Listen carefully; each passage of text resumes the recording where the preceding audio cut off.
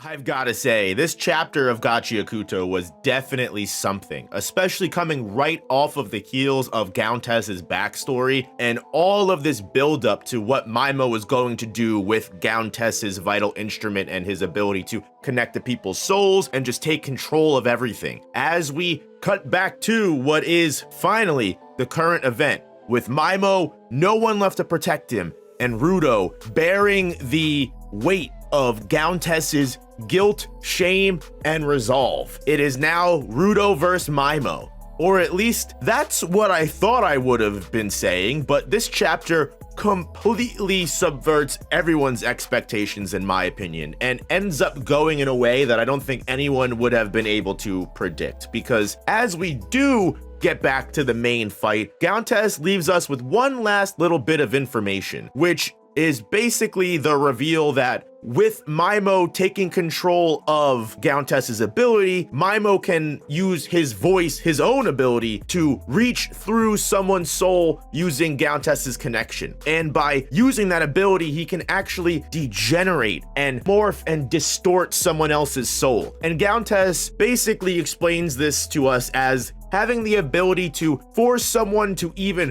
remake their own being, shapeshift entirely into something that is inhuman. And at first, this sounds like it would be some kind of monster, right? Some kind of Cronenberg creature, as Mymo does at first intentionally plan to merge everyone together and transform them all into his vision of their personal army. He decides to call them his apostles. And it's crazy to me that with all of this information, knowing that these innocent people would have their beings and their flesh remade entirely, that people like Felix, and I don't remember what the Batgirl's name is, but either way, the fact that they would be completely down for this and just like not have a problem is a little weird to me. But hey, you know what? They seem like upstanding people that have just been deluded by Mymo, and this just all seems so freaking evil. But you know what? Maybe that actually literally has to do with the fact of being in the presence of Mymo, or just feeling his aura or feeling his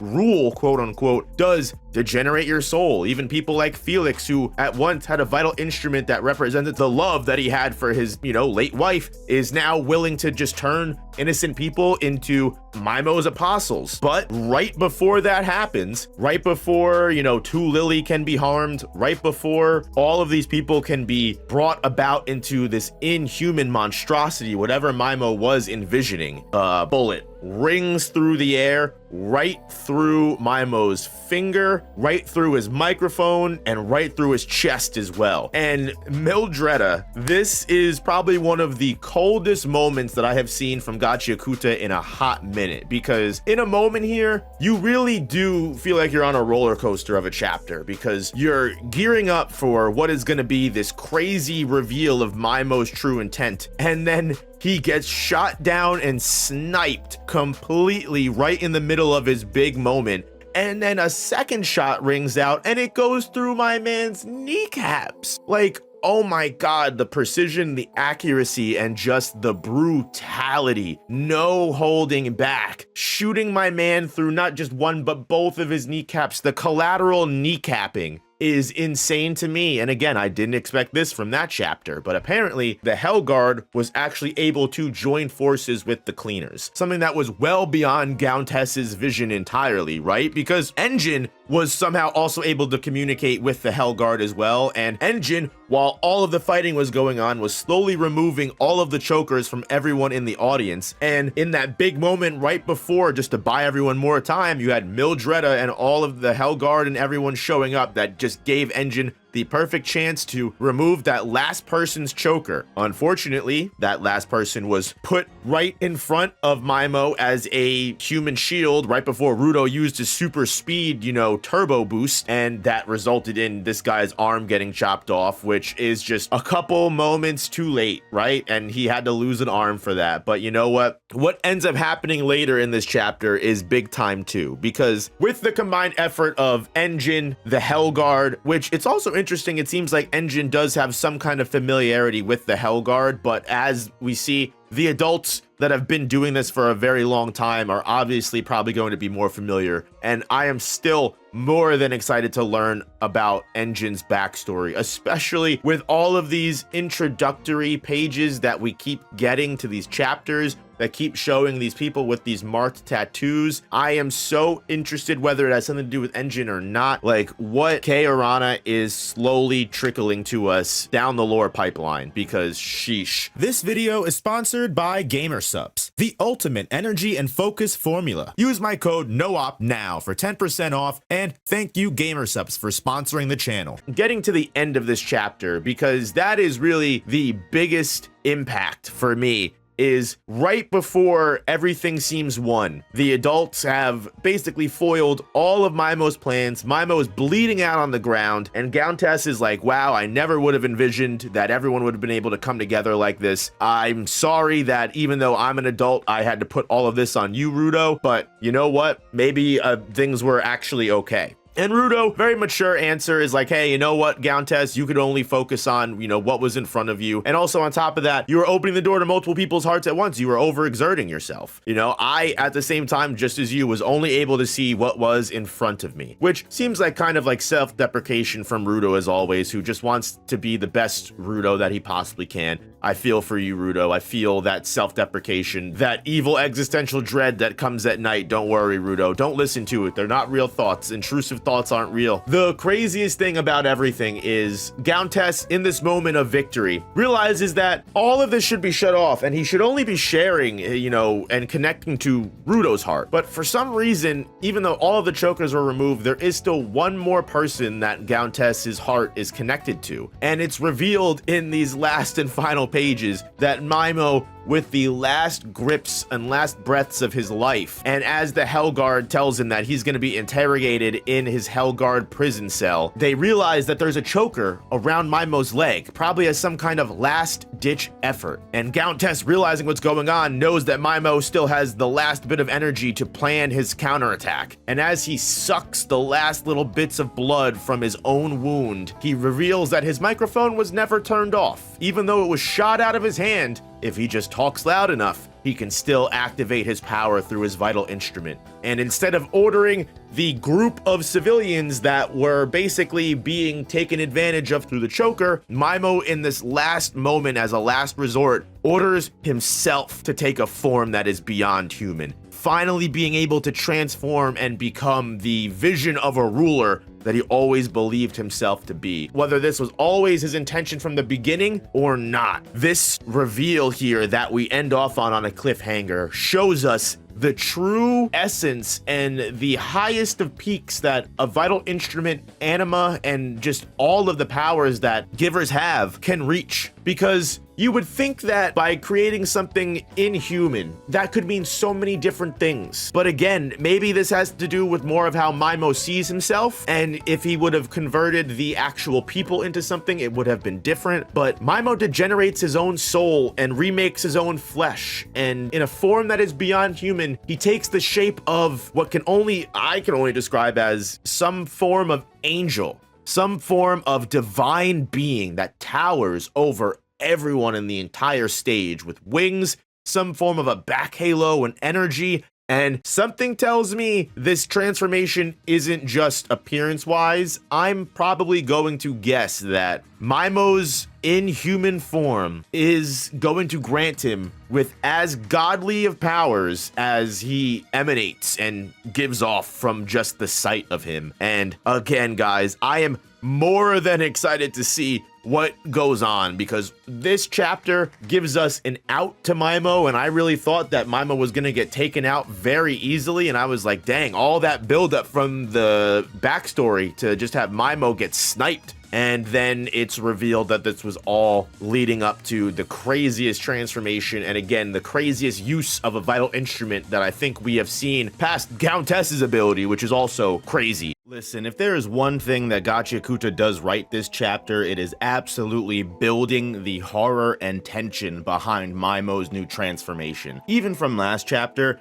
it was made readily apparent that, quote-unquote, something inhuman wasn't just some kind of monstrous being, especially with the dictator, the ruler of the world that Mymo viewed himself as, By turning himself into something that was inhuman, he essentially ascended into a godlike being. At least that's what is very apparent, because there's very little dialogue in this chapter. However, the feeling and emotion that almost every single character that isn't Mymo is feeling is on full display from page 1 all the way to the end of the chapter, because even from the very beginning, when we get that first full look at what Mymo looks like now, and everyone is just kind of speechless with their eyes looking around, like, everyone's like, is this actually happening? What's going on? And of course, Mildreda, the one that actually originally sniped Mymo in the first place and thought she originally destroyed the microphone, is the first person to act, because she realizes that this might all be on her, because she thought the microphone was destroyed when this is just not the case. And as she goes to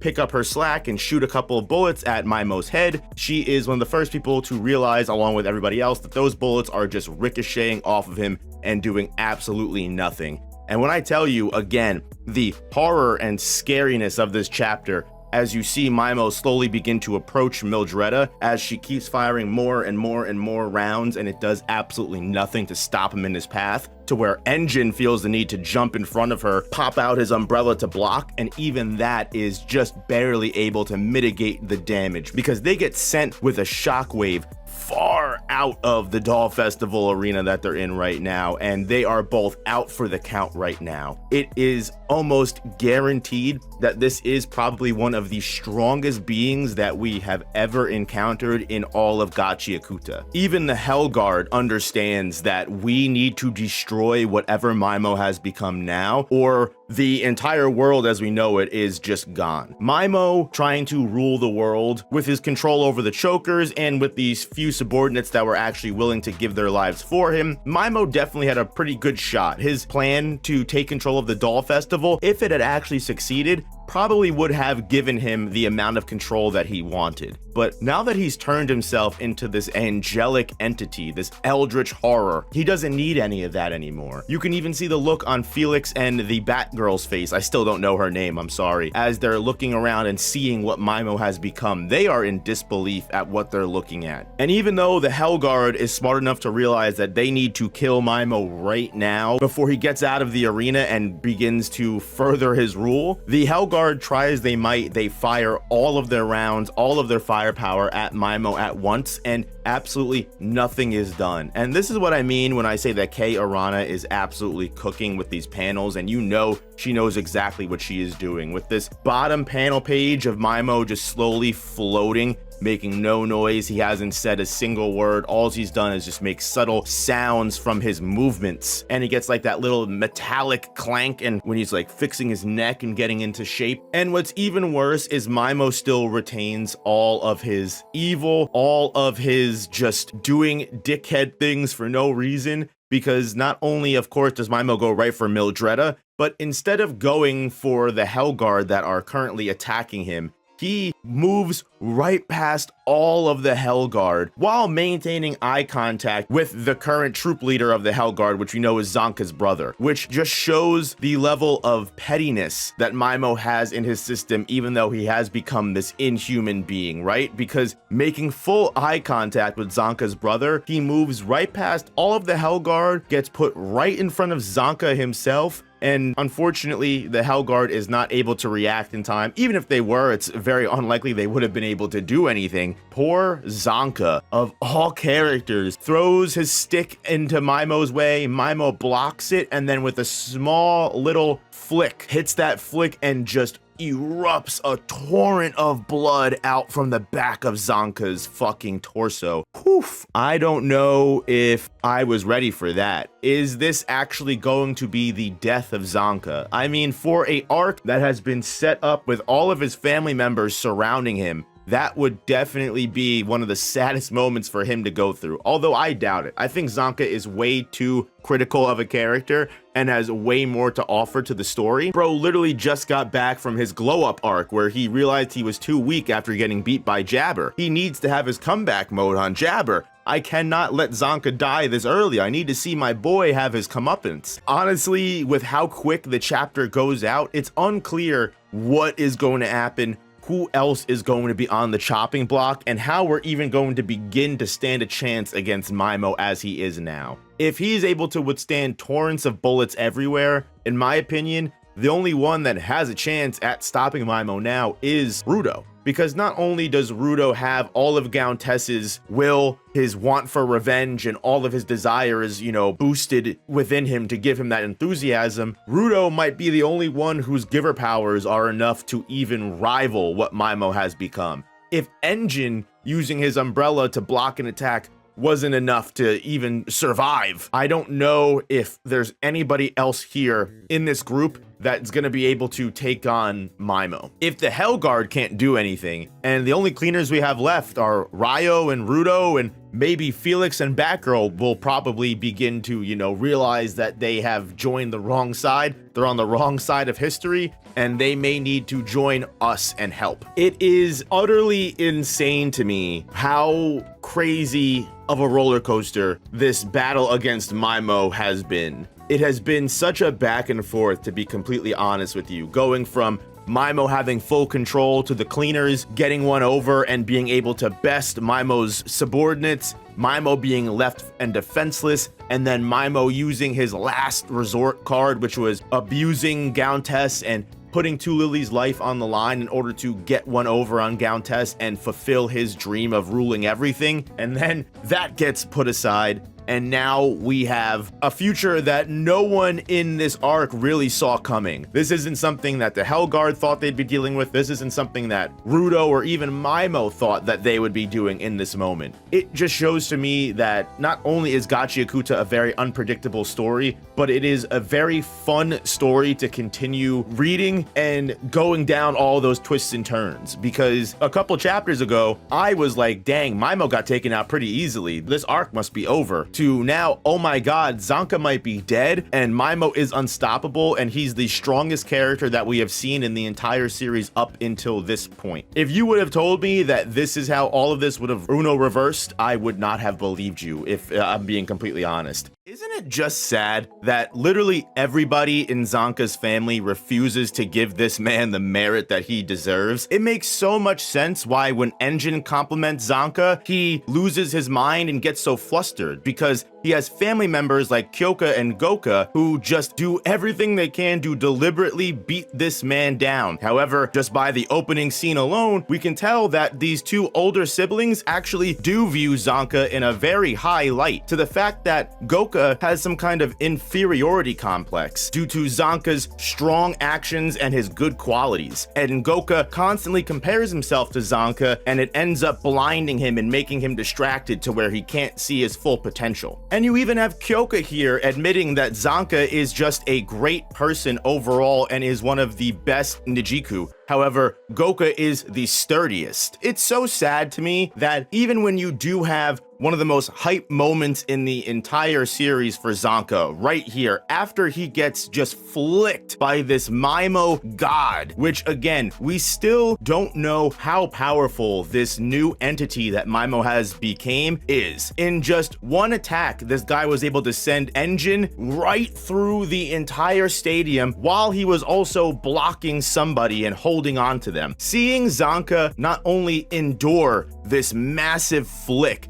that seems to pierce through his abdomen chest area, and you see the light slowly fade away from his eyes. Not only did I genuinely think that Kei Arana would kill Zanka here, because let's be honest, as much as I want to blame the Nijiku siblings, all of this blame has to be laid squarely at Kei Arana's feet for giving Zanka these very hype, awesome moments and then just stripping them away from him almost immediately. Because I gotta be honest with you, I screamed at the top of my lungs seeing Zanka go from death back to life to swinging his stick right through Mymo's face and just ripping a clear hole through it, to the point that Mymo literally grows a mouth because that part of his face will no longer grow back the right way. And the glaze that the Nijiku family gives to Zanka is basically his unresolving flame. Zanka will do anything possible to refuse to accept defeat. Every single time he gets hit with a backstep, every single time he hits a wall and is hit with an obstacle, Zanka learns from it and grows, and not only completely hops over that obstacle, but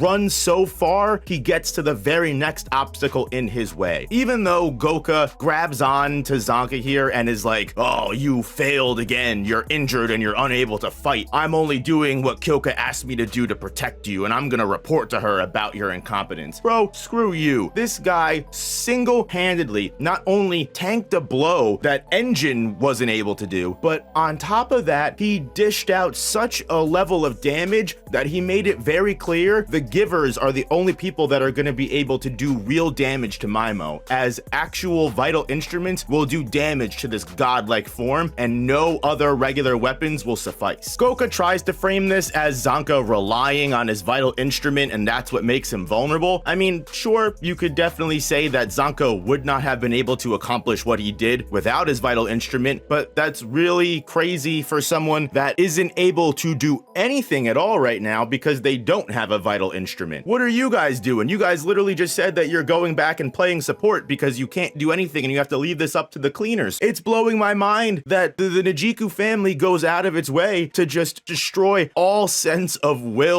and just uplifting this guy needs. Like, no wonder why he simps for Engine, the only person that seems to understand he's capable of good. And sure, you could argue that they just want Zanka to be able to handle the serious disasters of the world and they need him to be emotionally strong enough to bear these wounds, but screw all of that. Lift your family members up. Don't put them through hell just because you think that will make them stronger. It's not worth it. Like, at least Rudo is a real friend who shows up almost instantly to check on Zanka and make sure he's okay. Yeah, we got the opening scene with Goku and Kyoka, and also where he admits that this level of injury is not enough for someone from the Nijiku family to die from. So, like, even underneath that hard exterior, the older brother is still underlyingly giving Zanka a little bit of praise here for being able to survive and telling Rudo not to worry about Zanka and just focus on fighting the giant god in front of him, which, very fair. I definitely think that is much more important than anything else going on right now, especially when there's plenty of people that could handle and take care of Zanka for the time being. I would have preferred Zanka actually stayed in this fight, but that moment was great. I enjoyed it. I, again, was beating on my chest. I love Zanka, especially when he gets a hype moment. And even though he doesn't get to continue this fight, he still, again, reveals the opening that all of the other cleaners are going to be able to use. Rio also is able to jump back in the fight. Felix tries to do something, but again, I don't think God Mymo needs this guy's help. She sticks her scissors to his neck and says, I'll cut you if you do anything. Which, again, scary Rio is always scary to me. I would definitely listen to her if she had a scissor to my throat. But regardless, now we've got the twins that are able to do their giant puppets and start fighting in a giant kaiju battle against the Mymo giant god form, which is definitely helpful. We get this super sick panel of their hands kind of clasping around Mymo, grabbing hold of him and then throwing him and launching him and hitting him with their tails. So we definitely have a very tough fight and what will hopefully be a lot of very interesting choreography ahead of us, because this doesn't seem like we have made any headway so far, even with the damage that we've inflicted, because even with the twins combo, with Zanka's strike through Mymo's mouth, all it does is, like I said before, it gives him teeth, a voice box, and he's actually able to communicate now instead of being just this silent, hulking, divine monster, which I won't lie to you, I really can't tell what I prefer more. I think Mymo not being able to talk is definitely much more terrifying. It gives a much more like eldritch feel of this entity that you're not able to understand. But I definitely also know that Mymo has plenty more dialogue and lore to potentially give to us. So if he wasn't able to speak, we would probably lose a lot of that. So, you know, there's a give and a take with every kind of story element here, especially with the fact that Mymo reveals his sympathetic nervous system has been activated now. So he thinks he should respond with a counterattack, which is exactly where the chapter ends. Reading this again blows my mind how delusional some of these characters in Gachiakuta are, because Mymo, here you are attacking us. You went up to Zanka and poked a donut hole through my man's chest, and you think that you deserve to use the term counterattack? back to respond to that. Maybe he's talking about the twins who jumped into the fight. He does thank Zanka for the mouth, but either way, now that we have Mymo being able to speak, we can see how insane the mindset is of a character that has evolved like this. Just by seeing this man grow a mouth, by seeing him supposedly have a nervous system activated, he's learning as he fights. He's gaining more powerful and he's slowly evolving and becoming even more terrifying, which is a thought that I think occurred to everyone last chapter, the moment that Mymo even appeared. Thank God at least everyone is on the same page now, whether it's the Najiku Hellguard, whether it's the cleaners. Mymo needs to go down instantly. There's no jailing him, putting him in a cell and interrogating him now. At this point, that has been a lost cause, because now it's kill on sight, if especially he's growing and evolving more powerful. We do get at least some kind of confirmation that despite how monstrous Mymo appears, he is still at the end of the day a human. Because remember, Mymo's vital instrument, his microphone, which even Rio is surprised just a single microphone was able to do all of this. So we might even see more of what Mymo was capable of. Maybe there was more to it, and maybe there actually is some level of connection to the Watcher series. But we really won't know until we get the next couple of chapters. What I do know is Mymo is a character that has been shown time and time again to have deep understanding of every single character's backstory, every single character's wishes, wants, dreams, and all of their history that makes them who they are. Because remember, he's been listening in to every single person. You have that moment with Goka thinking the reason Mymo looked right at him as he went to go strike Zanka was because he already knows there is that quarrel, that conflict between Zanka and his family. So it's almost as if he was taking advantage of that, going, oh, you guys are in a conflict right now, but I know you actually care about him. How about I show that? It shows that not only is he instilled this devious ruler mindset, but now that he has all of the power to act on it without the need for subordinates like Felix, I'm all the more happy to see what happens with it. So this chapter of Gachiakuta shows so much with only so little, and it's part of the reason why I really genuinely enjoy not just the story of the manga, but also Kei Arana's writing style, because with such an amazing art style, it really helps that the story and the characters genuinely feel like they all have their own struggles and development that they are all needing to go through. Because while this is a very short little transitionary chapter between all of the madness that has been going on in the ring of battle that is with Mymo, Rudo, and all of the givers, we really did need to see the outskirts of everything that is going on, because this shows us how chaotic the entire Doll Festival has been, not only now that everybody is released from control, but now that everyone is trying to be evacuated. You have plenty of people that got hurt in all of the struggle and attacks. Most of all, you see so many people's opinions of not just the Doll Festival, but most likely givers slowly changing in the population. And I don't know if this is going to be something that gets big amounts of focus. We do see how somewhat of discrimination against givers has affected people like Aisha, who, despite having a healing ability, which is one of the most OP things in the series, because a healer giver is able to do so much if you have them as a support type. And if that support type is able to even go into the battle and fight, that's 10 times crazier. While I don't think Aisha may be that type of healer, you really see she's able to bring people back from the brink of death as long as she has enough electrical outlets. And while that is a very handy, very beneficial ability that anyone would be lucky to have, in the very first chapter, you see that Aisha is not only plagued with memories of people just outright denying service from her because they think that they're trying to hurt them with the electricity she summons, or they call her funny names and make fun of her, which is just proof that so many people hate what they don't understand.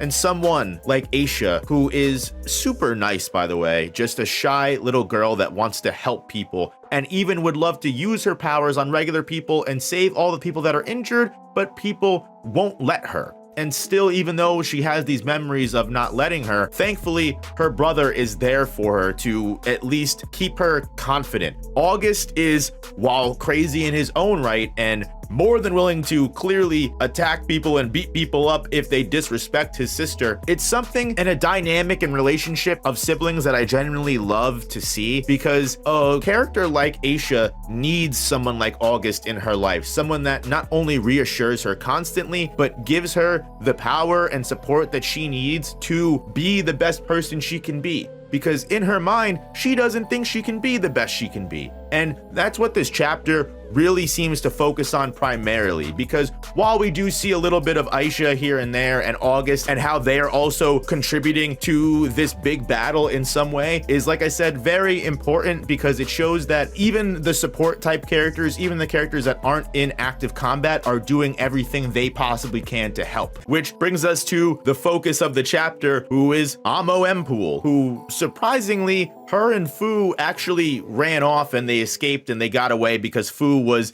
given orders to make sure that Amo was safe. And even though Engine was able to give her that small little pep talk, if you want to call it a pep talk, right? Because he basically just told her, hey, if this is too much for you, then get out of here. You know what? I understand. But, you know, these are the times that are going to make you who you are. And if you constantly run away from them, you will never achieve the things that you want to do. And you see how this resonates with Amo, which is an important thing. While it was very cold for Engine to say this, just like I was saying how Aisha needed August to build her up in a positive way, Engine almost needed to break Amo down in a negative way so she could completely build herself back up. Because remember, Amo's struggle isn't necessarily that she doesn't have good intentions now. Amo, especially with how Rudo has interacted with her and warmed her heart, does genuinely want to do good. However, her traumatic experiences and everything that she has been through early on stop her from believing that she can do good. It's almost a very similar function to Fu, and how Fu literally needs the alternate personality of he to be strong. As long as Fu has orders, he can complete them,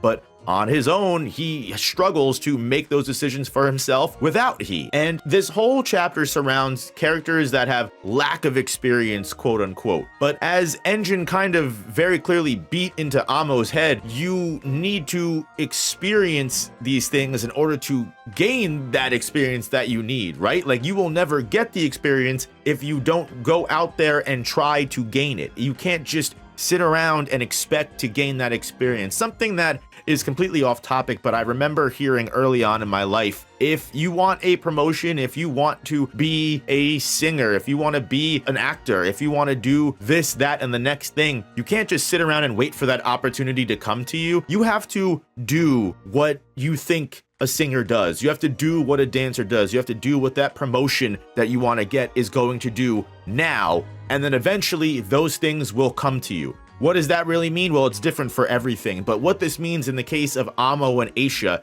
and even characters like Fu, if they just sit around and wait and do nothing, as Amo sees as she walks around and sees the chaos and sees the terrible things happening, she keeps thinking back to the terrible things that are plaguing her mind and keeping her still and keeping her from actually moving on. She sees Zanka and his bloodied body getting carried off of the battlefield. Zanka, who again is just an average Joe. Zanka, who has no reason to have the courage, has no strength that is comparable to a godlike being like Mymo has created, yet still had all of the courage and strength to stand up with a fucking stick, a beating stick, and smack through Mymo's head and open up a mouth. Did that get him ultimately incapacitated and taken out of battle? Yes. Did that get him looked down upon by his brother and eventually now his sister after his brother tattles on him? Yes. However, at least Zanka is able to live on from this experience, and we know every time Zanka loses,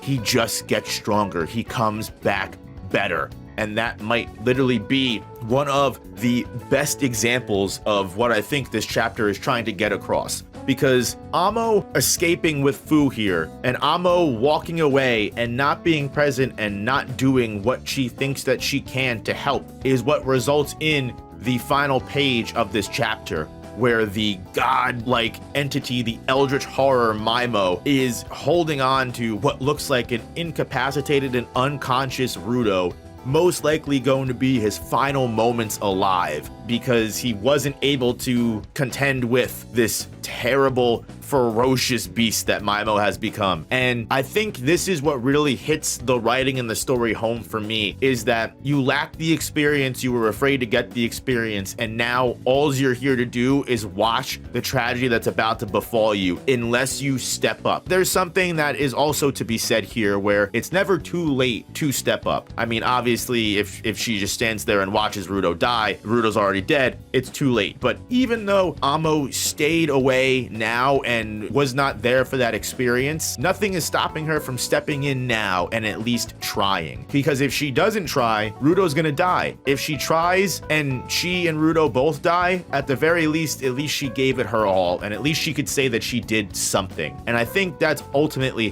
what this chapter is trying to get across, especially with the very beginning portion of August and Aisha. Because again, even though Aisha feels like she shouldn't do anything and she can't help, August reminds her that she's the only one that can help, and that as long as she has a support system there for her, she'll be able to help the best way she can. Right now, Amo's support system, the person that pulled her out from the darkness, Rudo, is about to be destroyed. How is she going to react? And when questioned, what can Amo do? What is she going to do? Will she just stand there and watch and let it happen? Or will she do everything she can to stop the sight that's in front of her? I am nothing but excited to see what happens in the next chapter of Gachiakuta. And I'll tell you right now, slow chapters like this, while not necessarily progressing the plot, really do hone in on the characters of the story. And for me, I genuinely love that. And I love a story that isn't afraid to take time apart to give its sidecast time to shine, grow, and make a difference in the story that is unfolding. Let me know what your thoughts are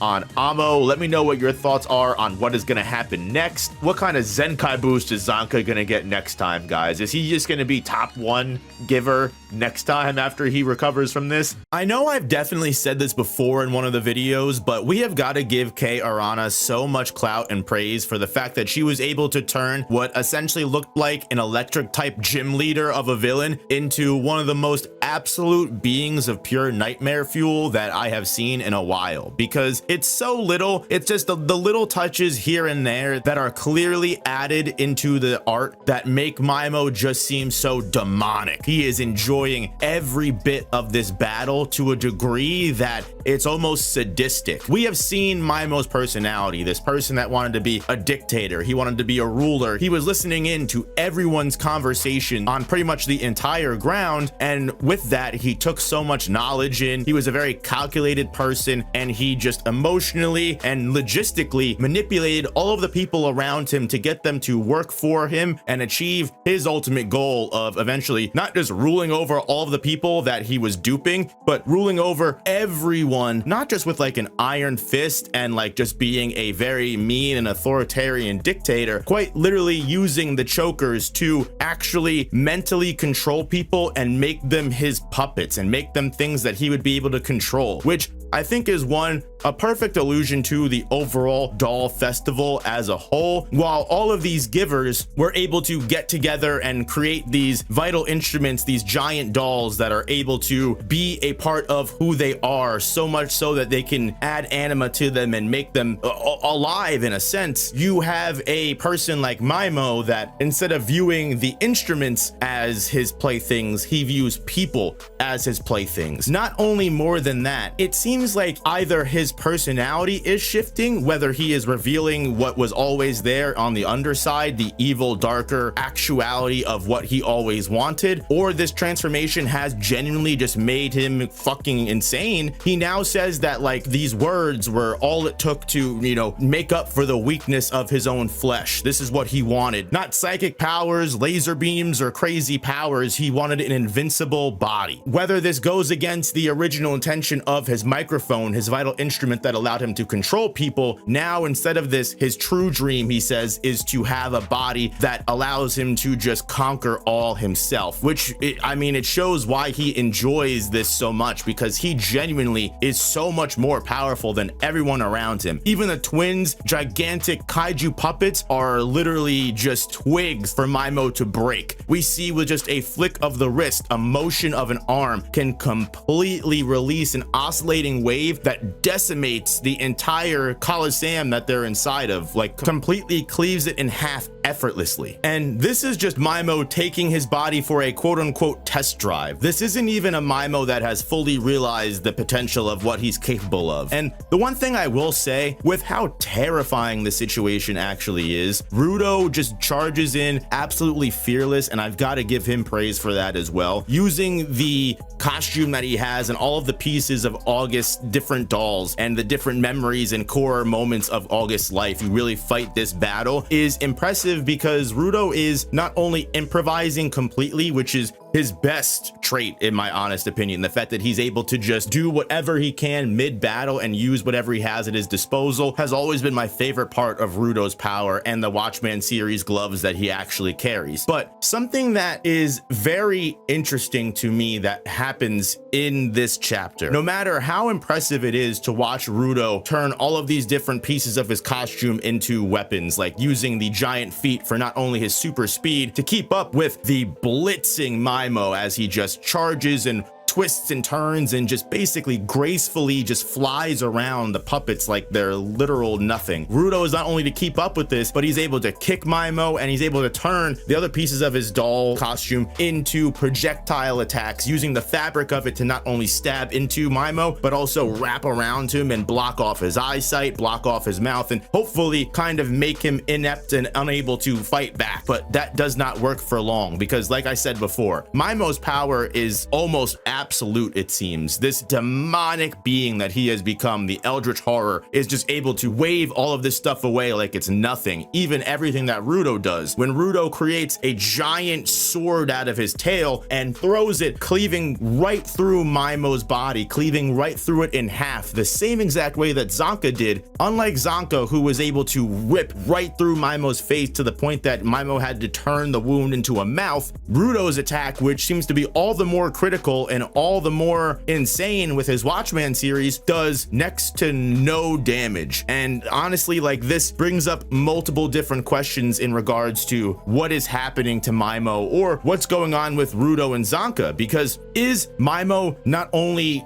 growing mouths and, growing more powerful and getting more used to this invincible body he supposedly has, but is he also evolving and becoming adapted to the attacks that he's getting, to the point that anima and vital instruments aren't able to hurt him more? Is it a actuality, the fact that Rudo, for all of the growth that he's undergone and all of the development and power that he has gained and understanding that he's gained in regards to the abilities that he has, he can't muster up enough attack potency and damage like someone like Zanka can, who has worked tirelessly, we have seen, to grow further and further from the average Joe that he finds he is. Again, there are so many different possibilities here, but is Zanka really producing some level of chemical reaction with his Jinki that Rudo is unable to do? Is this because of the time he spent with it? Is it because Zanka's using his Jinki and thus his anima in a different way? Because something that the chapter ends off on brings up a lot of questions, and it's clear that we won't really get any answers until either the next chapter or so on and so forth. What Mymo says here is something that directly intrigues me and makes me think that we're going to get an insane lore dump, or just some piece of,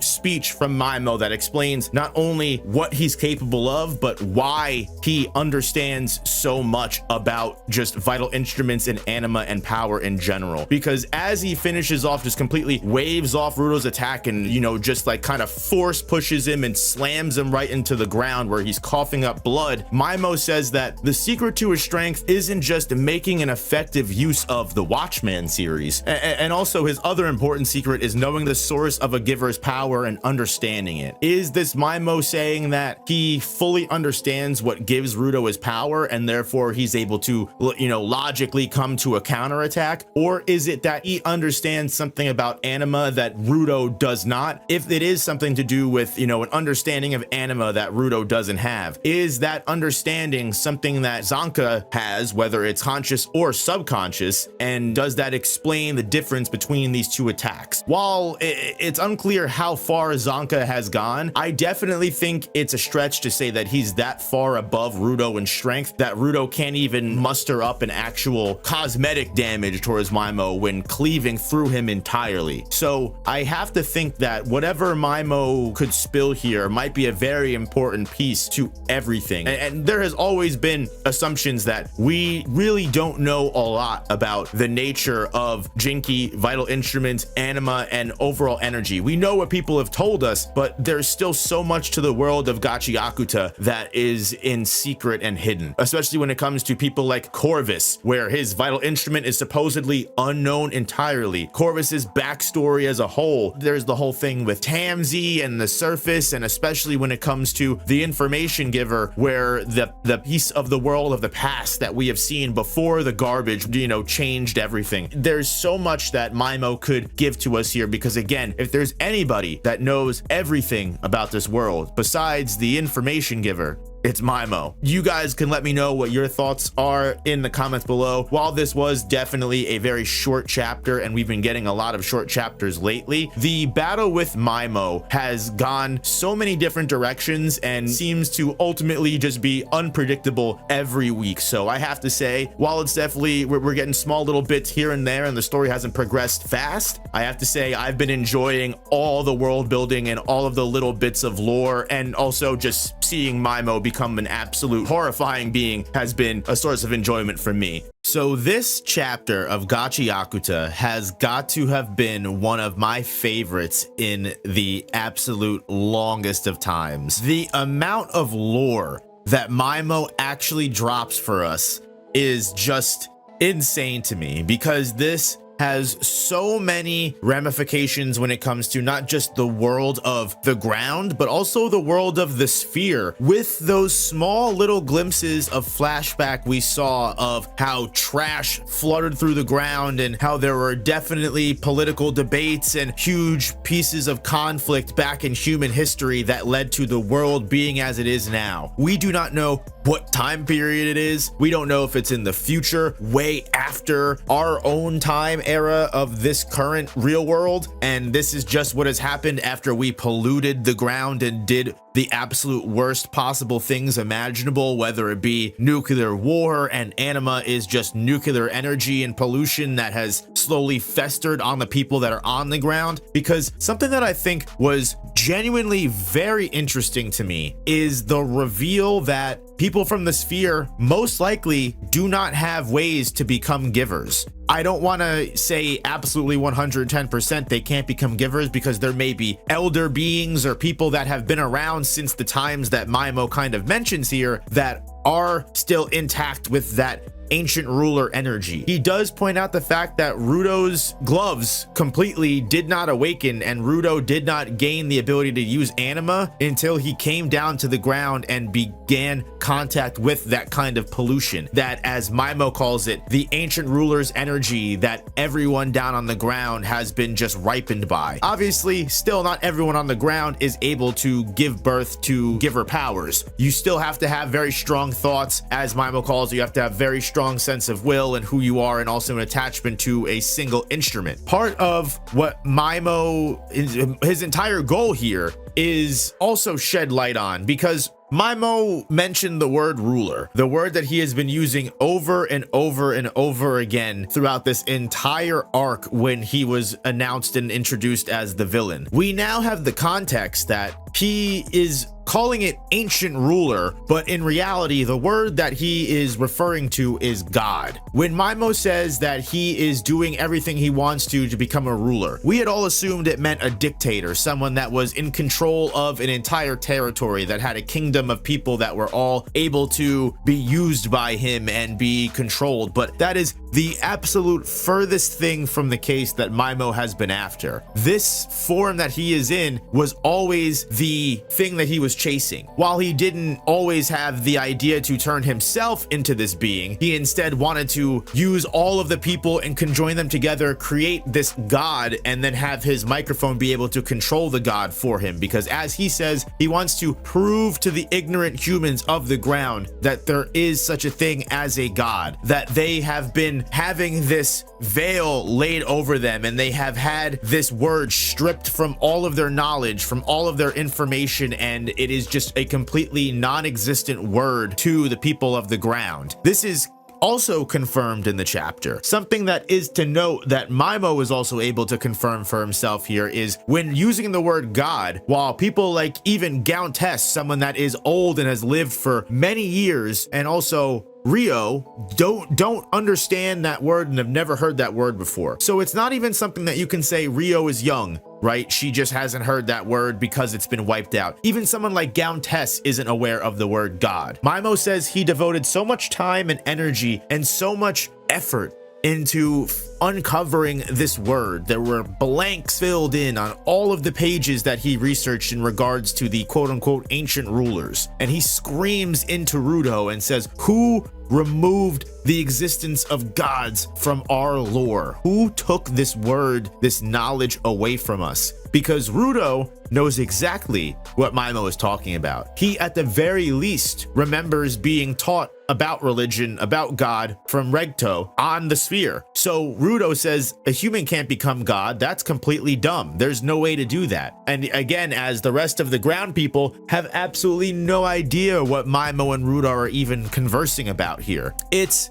a huge revelation that anima, this energy source, this thing that is, as Mymo says, able to give mass to scissors, able to conjure actual supernatural powers, give Mymo the ability to control other people, and as far as we know, give birth to the Watchman series in and of itself. And the worst part about all of this is that now that Mymo is just some absolute monster, he can only chase this innate desire, and that's the only thing that he sees forward. Losing his composure and screaming at Rudo, someone that obviously would have no idea who would have erased the existence of gods. I mean, if anybody was going to be able to give him that information, Mymo should be searching for the information broker, if anything, because he seems to be able to have connections and ties to all the way back when these gods may have even still existed, or before all of this stuff may have even been wiped away from everyone's knowledge. Now, I think we do see the ramifications of what happens to someone that achieves this level of monstrosity, this entity that Mymo has become. Gachiakuta does seem to believe that this is also the case, that maybe becoming a god has affected his mind. Rudo seems to believe that Mymo has yet to become a god, so this means that he is just crazy and lunatic out himself, and this is just him losing his composure on his own. It has nothing to do with his transformation. So while we don't exactly know what is the case, I do think it's very interesting to note that Mymo does break his own vital instrument here in this moment. Mymo does this almost as an outright rejection of his humanity. He has done everything he possibly could to reach this status and achieve godhood, but now he has traced every lead, uncovered every stone, and the only person that has a tie left to the sphere, that has a tie and understanding of what he's even talking about, can't give him the information that he needs. So as Rudo even mentions, like, Mymo wants so much to be a god, but he cannot remove that humanity from him. He is still just a human being. He cannot be a god when he is still a human. He can become this demi half version of whatever he is, but that outright angers him and sends him in a frenzy. And with now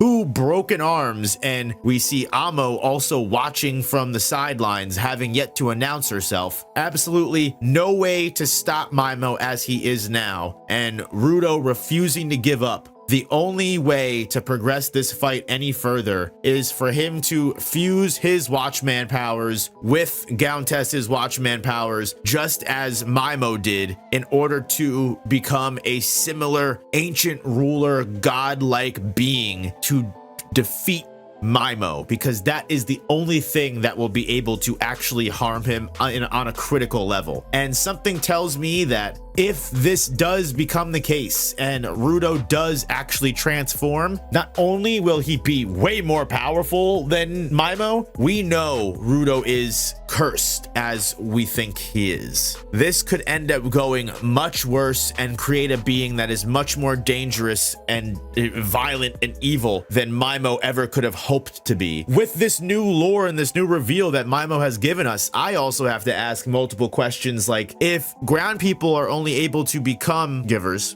how did people like Tamsi become a giver? Or whoever Tamsi's assistant is? How did people like Regto get a hand on the Watchmen series? And not just one Watchmen series, but supposedly 2 Watchmen series, if we are to assume that the book that Regto was carrying around is the same book that Tamsi was using to actually reverse engineer Amo's memories. I also think it could go the way of, you know, like I said, there are elder classes in the sphere that are still familiar with the whole giver energy and still have connection to these ancient rulers. We don't know yet. We are still in the dark completely. One thing is for sure is Mymo has cracked the case open to so many different possibilities that I cannot begin to wait and see where this arc even goes from here, let alone how this ends. If Rudo becomes the same thing as Mymo, can he return to the way he was before? Is that even possible? Will they let him do this? Is someone else gonna step in and help? There are so many reasons to love this chapter right here, but just to start with one of them, the very idea that this god complex that Mymo has just described to everybody has left almost every single person on the scene bewildered except Rudo. If anything, it has achieved the absolute opposite effect for him, because as Countess kind of brings up, the moment that word of God was brought into the equation and Mymo was trying to compare himself to that, Rudo has never been more sure of himself than in any moment other than this one. You have to remember that right now, all of these people are faced with an anomaly of nature that they themselves have never seen before, encountered, and has so far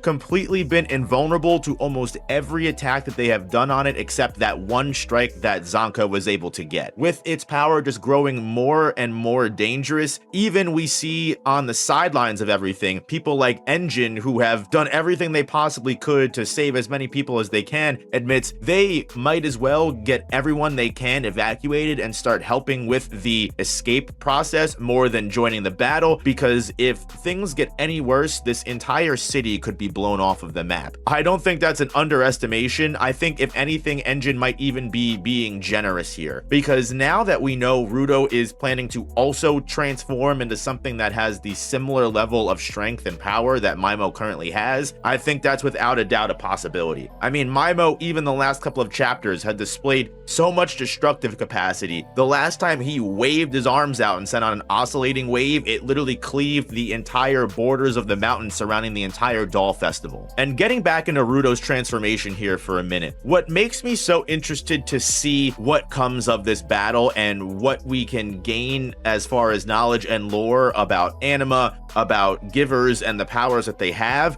is mostly from the confidence that Rudo has. Rudo, again, realizing that Mymo wants to be a god, an ancient ruler as he calls it, is confident because he knows that being a god is impossible. When you are born a human, you cannot transcend. You cannot just ascend and stop being human, which is ultimately what everybody's major concern is, right? Because Mymo doing what he did, he most likely did it as a last result, using the combined powers of Countess's Watchmen series as well as his own vital instrument to become this inhuman ancient ruler, this insanely powerful eldritch horror of a being. And Countess rightfully assumes that Mymo may not have had some kind of backup plan to transform back into a normal state. This might have been a one-way ticket to this ancient ruler transformation. However, Rudo, without even acknowledging what everybody else is saying and the danger that could be presented, knows for a fact that, nope, don't worry. I know for a fact if I transform into what Mymo is, I'll still be human. Because I promise you, what Mymo thinks he is not what he actually is. So whatever interpretation that Rudo has come to when it comes to just gods as a whole, whatever it is that he learned up on the sphere with Regto, it is such an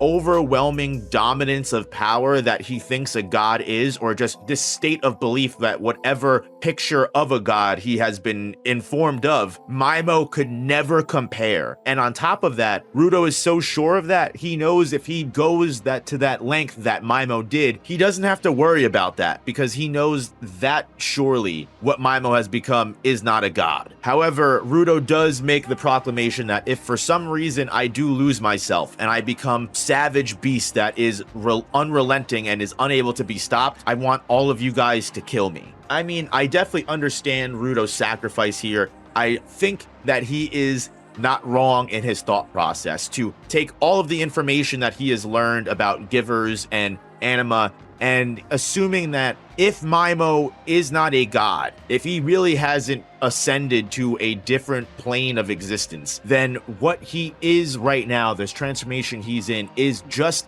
another power that any giver can do with the right circumstances. So having that in mind, using the Watchmen series of Gauntes, which will connect him to his soul, his heart, and also using his own Watchmen series that allow him to transform whatever he's using into a weapon, unlike Mymo, who, uses his vital instrument to command himself to transform into this weapon or this object, this vital instrument that he himself is as a whole, Rudo can do the exact same thing, if not better. The real issue that is presenting itself here, even if Rudo is capable of going back to his normal human form, what Rio, I think, brings up is actually the real problem with this transformation. Because we already know what happens to everything that Rudo transforms into a weapon. Once its value has completely been exhausted and it has done everything that it has been tasked out to do, that vital instrument almost always crumbles and fades away. We saw this with the very first time this was even done when using Griss's little prayer object. Keeping all of that in mind, if Rudo transforms himself into a weapon with his Watchman series, it's not so much that he won't be able to turn back into a human that's the problem, it's that he himself may crumble away into dust, just as every other item that he's ever transformed into a weapon is. But the thing is, both Rio and Gauntes realize that no matter what they do, no matter what they say, push, shove, do whatever they can, they will never be able to talk Rudo out of the thing that he set his mind to. Gauntes even says that he should be the one that undergoes the transformation that could result in someone losing their life. He has spent his entire life doing Mymo's bidding, and realistically, he acknowledges that they're only in this situation now because he was unable to get the courage to stand up to Mymo any sooner. Even this doesn't touch Rudo's heart. And Gauntes assumes that the reason for this is because even though he forced his rage on Rudo, even though he forced everything upon him, the revenge, the responsibility of keeping Two Lily safe, saving everyone in the Doll Festival, the cleaners have put all this responsibility on Rudo, even though he just fell off of the sphere and he has done so much for the cleaners that he's being forced to protect them and turn himself into a weapon that may result in Rudo never being able to come back. And we already know as well that there is a curse inside of Rudo. There is something demonic and evil that has been building up within him. It's not a sense of justice that forces Rudo to do what he needs to do. It's not because Rudo feels like he's strong enough to accomplish what he's accomplishing. It's genuinely because his very being itself cannot deny his rage and must see that anger, that desire to destroy out to fruition. His determination to stay true to his rage. It's a quality that permeates his entire being, enough so to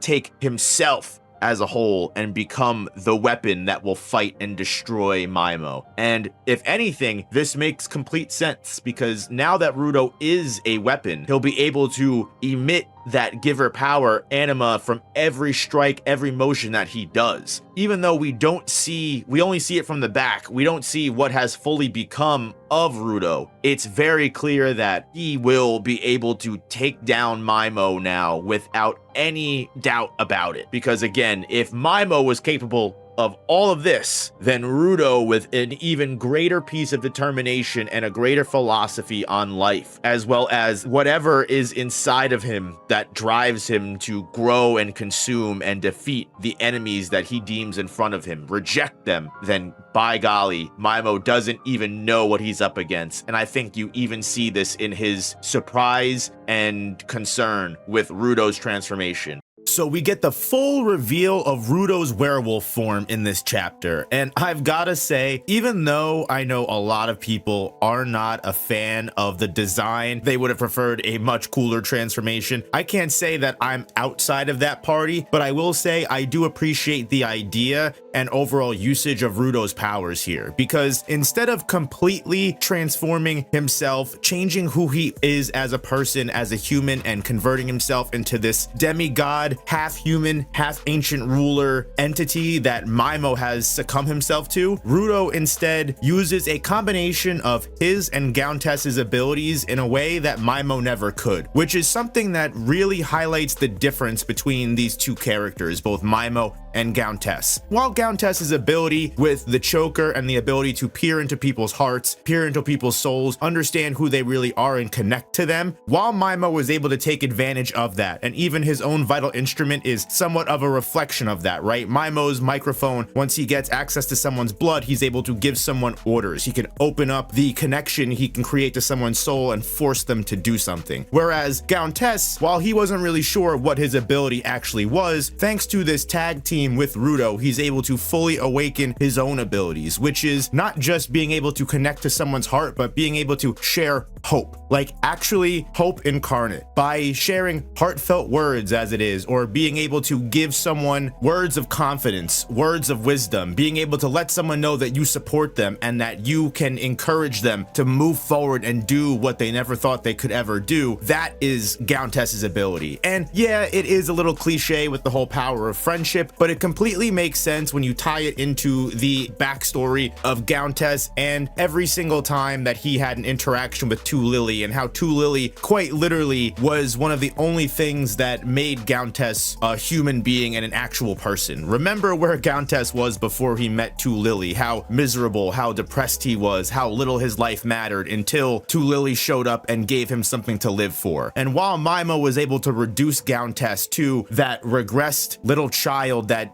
had no idea what to do for himself and always relied on other people to make decisions for him, now that he is connected with Rudo, that he sees someone that is pretty much almost everything that Gauntess ever wanted to be, in some ways, I guess you could say personality wise, being able to harness that rage, harness that anger, but not just on a level that's detrimental to the people around you, but on a level that's able to benefit the people around you, push forth and achieve your dreams, as Rudo has done this entire series. With all of that yap, what I really like to say is Rudo, in combination with Gauntess, was able to figure out a loophole into gaining this transformation that doesn't require him to disintegrate. As we know, Rudo's 3R gloves, his Watchman series, it allows him to imbue up to 3 items at maximum and use his imagination as a whole to give birth to a new weapon from that object and the value that it holds. Now that he is partnered up with Gauntess and he's able to look deeply into the soul of his objects, especially since his feet and his tail have already been converted, he is able to turn the head into a transformation item, very similar to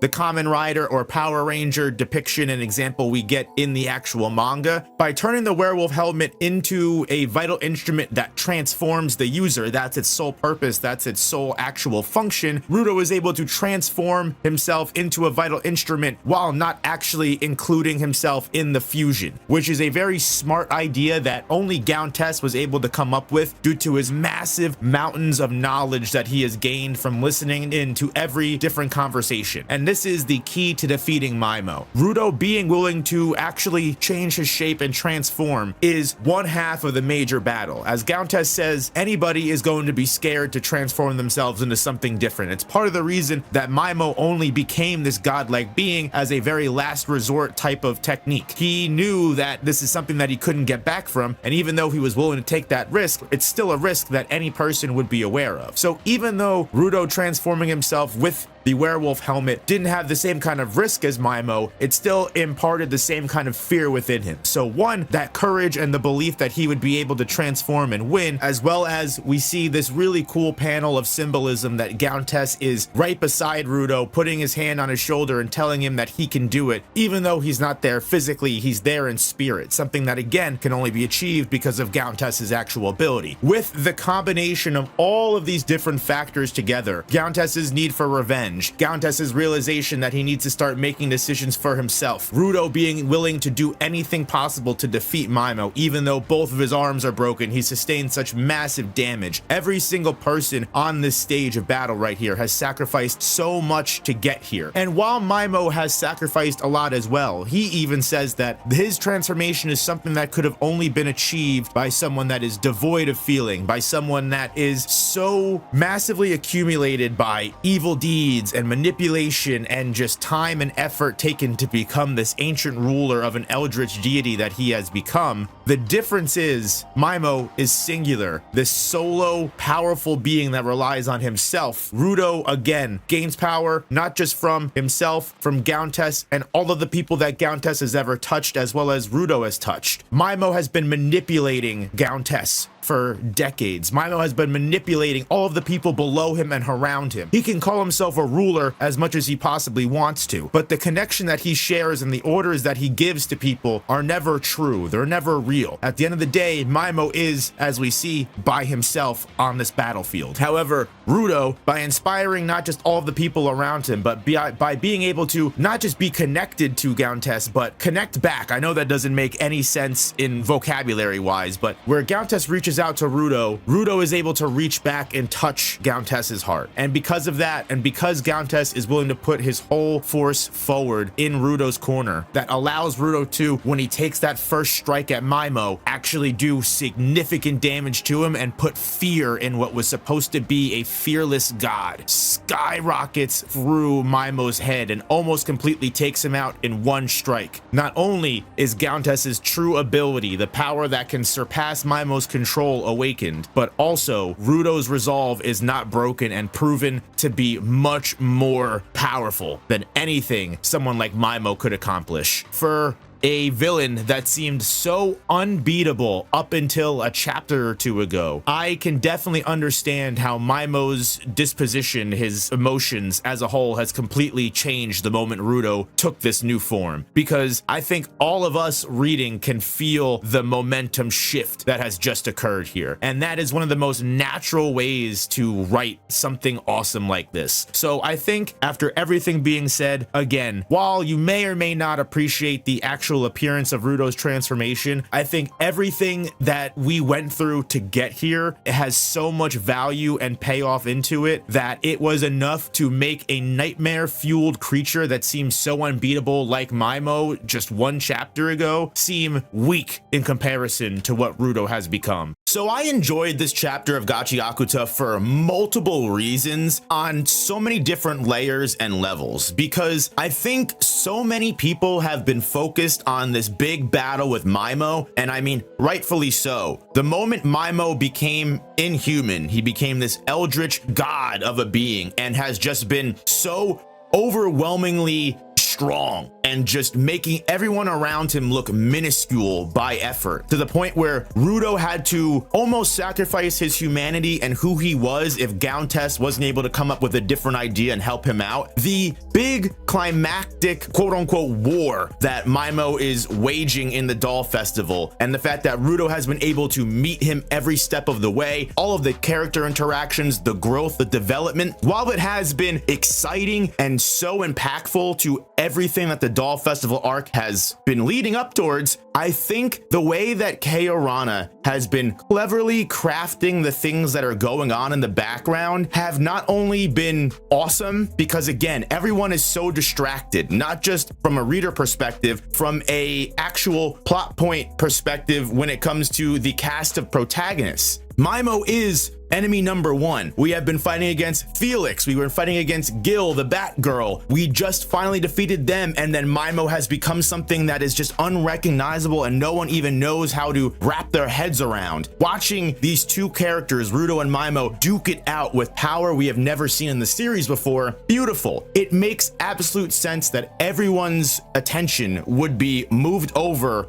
to the massive kaiju god battle going on. But this chapter, and the reason why I like it, reinforms us that there are so many moving pieces to the story of what's going on right now. Sure, you've got critical moments like Mymo realizing that he needs more pieces of the Watchman, so he goes to attack Amo, and then Fu/Ki are able to jump in and save Amo in the last second. The most satisfying moment for me too is watching Mymo believe that he would be able to just give He an order and immediately take both Amo and He under his wing, just to remember that he destroyed his own vital instrument. The downfall and absolute hubris that Mymo has caused for himself. The fact that Felix, his last remaining lackey, because Gil is more than ready to get out of here. She said, we're not gonna get paid. We might as well just get the hell out. Felix is so dedicated. He's literally crying as he's running through the electrical room, trying to set off these bombs that Mymo supposedly left, because just like the piece of shit he was, realizing that, you know what, there is a chance that I could possibly lose, Mymo just had everything, the entire Doll Festival, set to explode and blow up in a very much like, well, if I can't have this, then screw it, nobody gets to have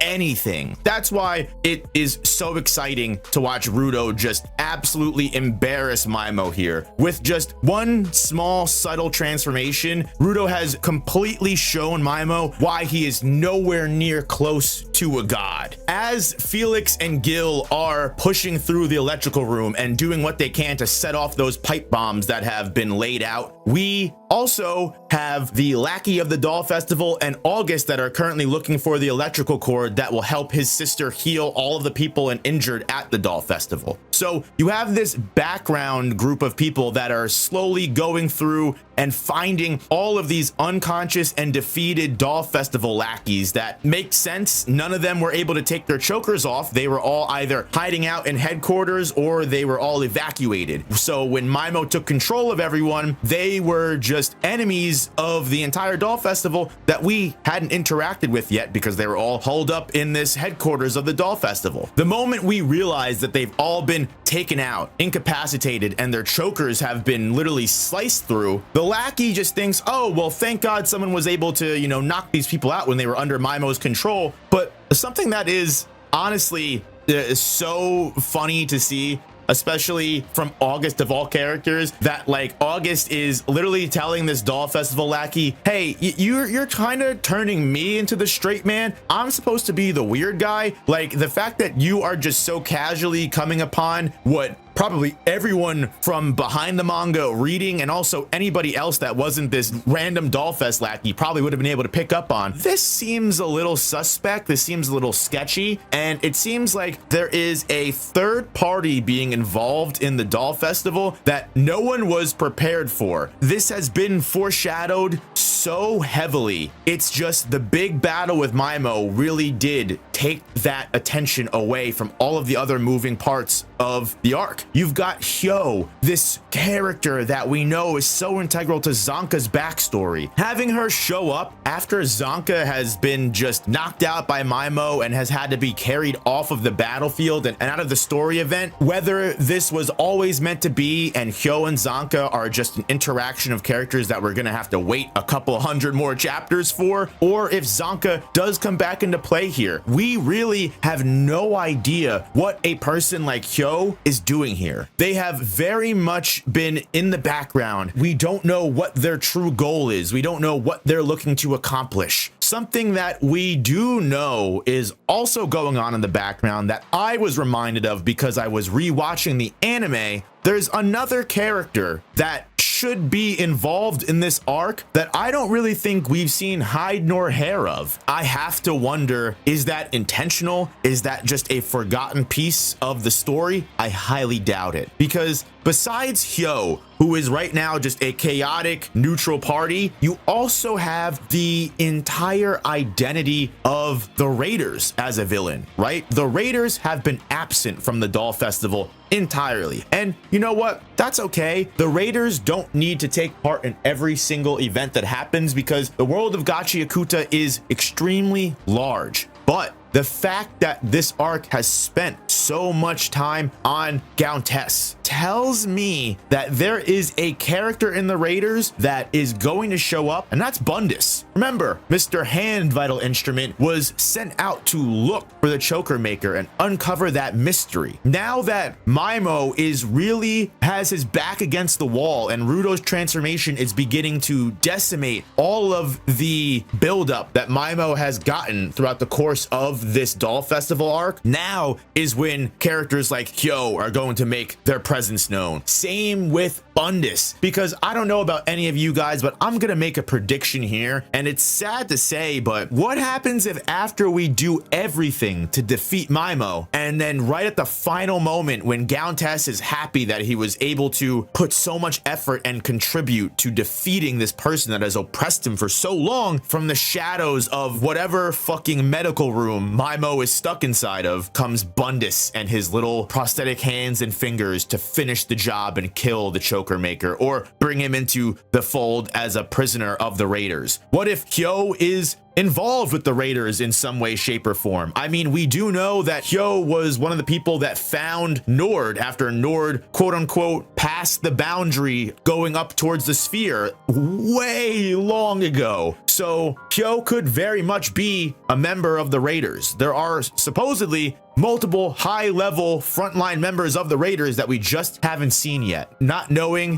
where Hyo lies and what her allegiances are, I think it's safe to say she's most likely gonna be an op. She's most likely gonna be an enemy we have to face, and I am just ready to see what the second half of this Doll Festival arc has for us, because again, I think Mymo has done such a great job stealing the show that Kei Arana has slipped so many more integral pieces of this arc underneath our noses that are just about to detonate like a time bomb. But let me know what you guys think. Let me know if there are any integral portions of these character stories like Hyo and Bundus that I'm just forgetting right now, because it really has been so long since we've seen what their point is to do with this arc. With how much is going on in Gachiakuta right now, I absolutely adored a chapter like this to not only give us a little bit of a breath of fresh air between the climactic battle of Rudo and Mymo and also the appearance of Hyo, because Hyo's integration into this arc is something that we haven't truly pieced together yet. We don't know why she's here, other than the fact that she has been hired as a temporary daily hire by the Doll Festival. And the Doll Festival attendants are even surprised by how efficient Hyo seems to be. In just one split second, we have completely just destroyed any backup plan that Mymo actually had. Last chapter, we had the whole emergency plan of Mymo's followers, basically saying that once they blow up the building's electrical room, all of these time bombs that they have set throughout the area are going to detonate and completely destroy everything that the Doll Festival has to offer. Mymo is on his last legs. The transformation that Rudo was able to achieve is not only enough to compete with Mymo's ruler form, but it's also enough to just completely eradicate any sense of momentum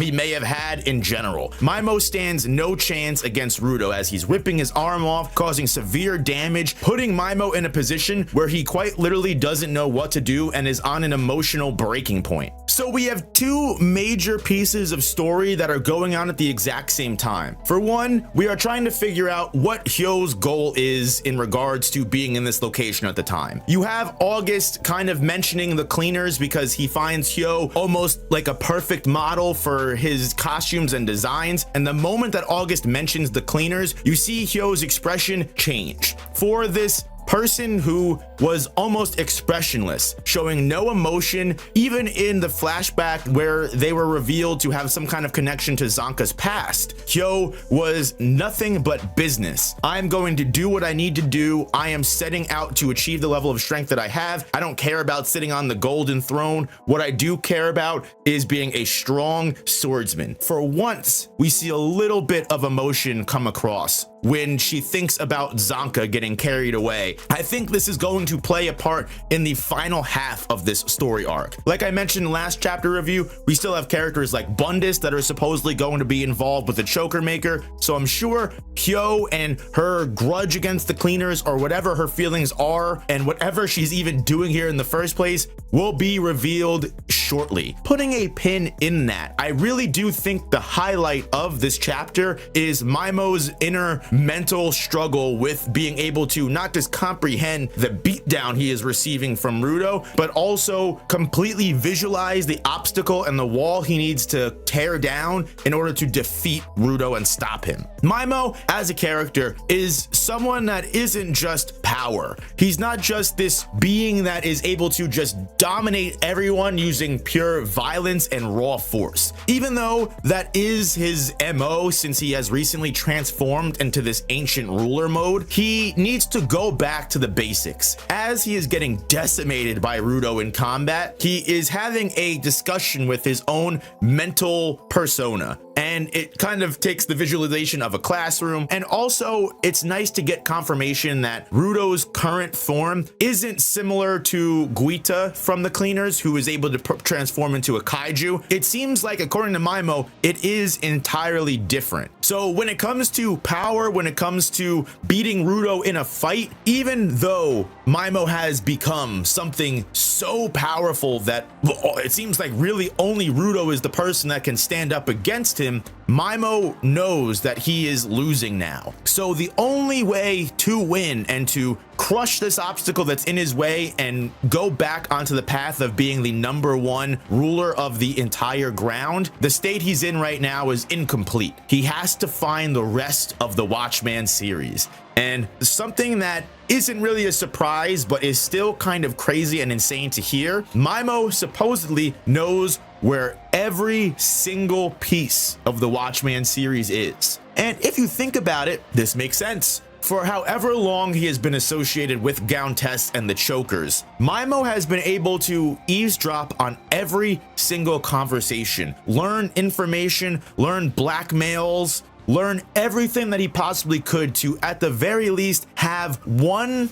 piece of critical information in the back of his pocket for every character that he may end up facing. So when he's put up against Rudo, this person that was able to find the one loophole and the one transformation of his Watchmen series that will be able to stop this form that Mymo has become, Mymo acknowledges that not only does he need to acquire all of the Watchmen series to ensure that he is never opposed again, and he does become this true form of a god that he wants out of all of this, he needs to remember and go back to the basics. What made Mymo Mymo? What made him who he was in the first place? This god form, the form that he thought was so strong it was enough for him to break his own vital instrument and end up shooting himself in the foot when he actually required the power to make people listen to his orders. Just because he cannot force people to listen to his orders does not mean he can't still do the very foundation of what he has been doing since birth. Speaking, using his charisma, using his mind to speak words that are able to completely rattle his opponent and knock them off balance and give Mymo an advantage that he may not have had before. Mymo remembering that his true power isn't just to give people orders. His true power is to speak words. Words that have meaning and words that can change a person's perspective and a person's emotional state in a single utterance. And remembering this, Mymo says words that, quite honestly, couldn't have been better. I really do think that Kei Arana really did a great job here with this entire Mymo arc. Even though Rudo gaining this transformation and gaining this power to stand up to Mymo was seemingly so quick and just perfectly placed, now you see how Mymo is able to continually wage war against people that are more powerful than him. Again, going back into Mymo's character, this makes sense. This person who has never really used power to get what they want, but has always used their mind, has always used manipulation. There is no better manipulation to someone like Rudo than awakening that evil curse of revenge, that deep anger, that deep rage within him. But instead of directing it all towards Mymo, let's remind you, Rudo, of what caused this anger in the first place. Do you want to know who killed Regto? And God, if this man finds out that it was Tamsi all along, right here, right now, that may be enough of a redirection of rage to completely get Mymo out of this situation and live another day. I do not know what to expect to come out of Rudo learning this information, but I do know it is going to severely change the structure of the story and how everything goes from this point onward. Rudo and the cleaners and just overall his connection with his friends is going to change after this, especially with his realization and transformation of the hood and becoming this new being that he has. Rudo is going to be different after this story arc. Where is he going to go from here? All right, I have got to be completely honest with you. This has been one of the best chapters of Gachiakuta on a mountain rise of chapters of Gachiakuta. Because since Mymo has become this ancient ruler god, I can't lie to you, we have been on just a great stretch of chapters. And this one not only starts with, I think, one of the craziest panels that has so many different implications and possibilities when it comes to just lore of Tamsi standing in front of what seems to be like this very high-ranking noble castle that, correct me if I'm wrong, does seem like one of the central pillars of the sphere, right?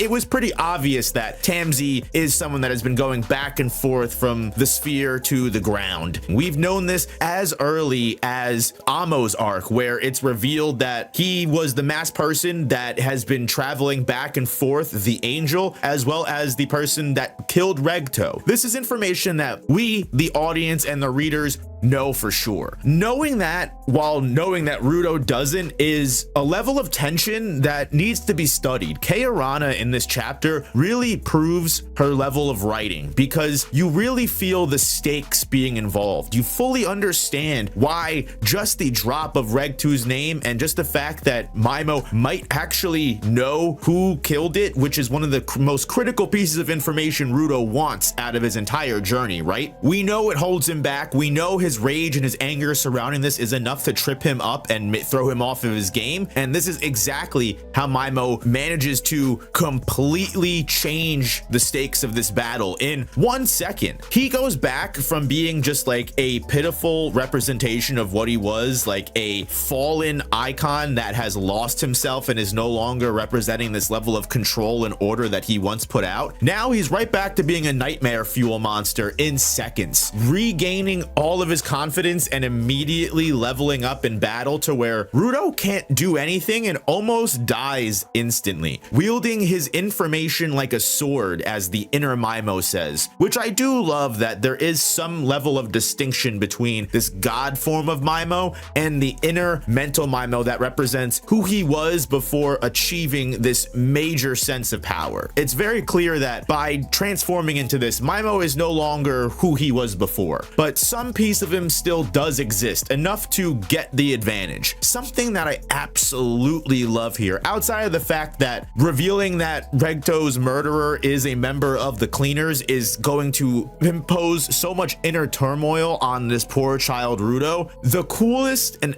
absolute most hype moment of this chapter is, for me, when Gauntes shows up in the mental realm to stop inner Mymo from cutting Rudo's throat with the information that he has. It's such a great moment, especially when Gauntes appears as his child form, because with just how much Mymo's transformation has changed him, I think the exact same thing can be said for Countess. If you look at Countess, sure, he's old, he's decrepit, and he has just been strapped to this chair that's barely keeping him alive, giving him the nutrients he needs just barely to be used for Mymo's doing. This person that Countess is, that he appears outwardly as now, isn't who he wants to be, especially now that Rudo has helped him break through that shell, show him his failures and show him where he went wrong. And now that Countess has just completely regained so much of his hope and this belief in the future that even this child Countess originally didn't have. For a character that has been introduced very recently, I think when he first showed up, I kind of thought he was all right. I was like, okay, choker maker, whatever. Once we got that backstory and now seeing it all come to fruition and pay off with the way that Countess has managed to be such a critical mentor to Rudo in this time, using his own failings to make sure that Rudo doesn't make the same mistakes as he does or make even further mistakes. Like, Countess lost his family, his grandparents, the people that meant the most to him. He almost put Lily in danger, the woman that showed him that he could live, by bequeathing his revenge onto Rudo. As he says in the previous chapters, right before Rudo transforms, that when did he stop being able to make decisions for himself? When did he only rely on others?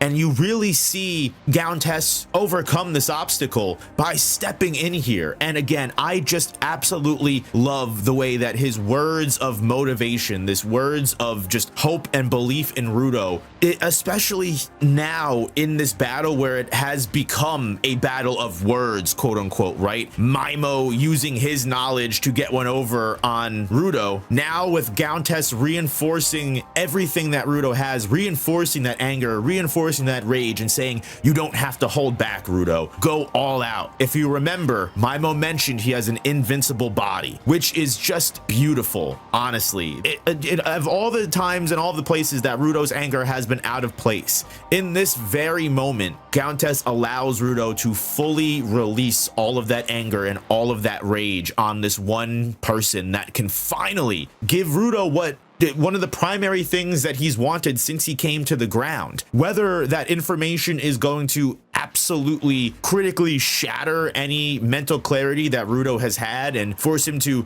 not trust anyone realistically. I mean, I feel like the trust has already been thrown out of the window by revealing that Regto's murderer was in the cleaners in the first place. But Countess using his words like a shield in order to block the attacks that Mymo is using with his words as a sword just is, again, perfect writing, and it's followed with some of the most beautiful artwork. Not that every other chapter recently has been just on point. These last couple of double spreads are really adding to the flair, emotion, and intensity that this battle is having. Mymo coming to terms with his own mortality, coming to terms with his own flaws, but at the same time being able to acknowledge the inner parts of him that always worked and always gave him the advantage, and kind of merging those two things together. And Rudo, for once, having someone to back him up, and they are also using another member of the Watchmen series. It's just an awesome chapter overall that you know is not only going to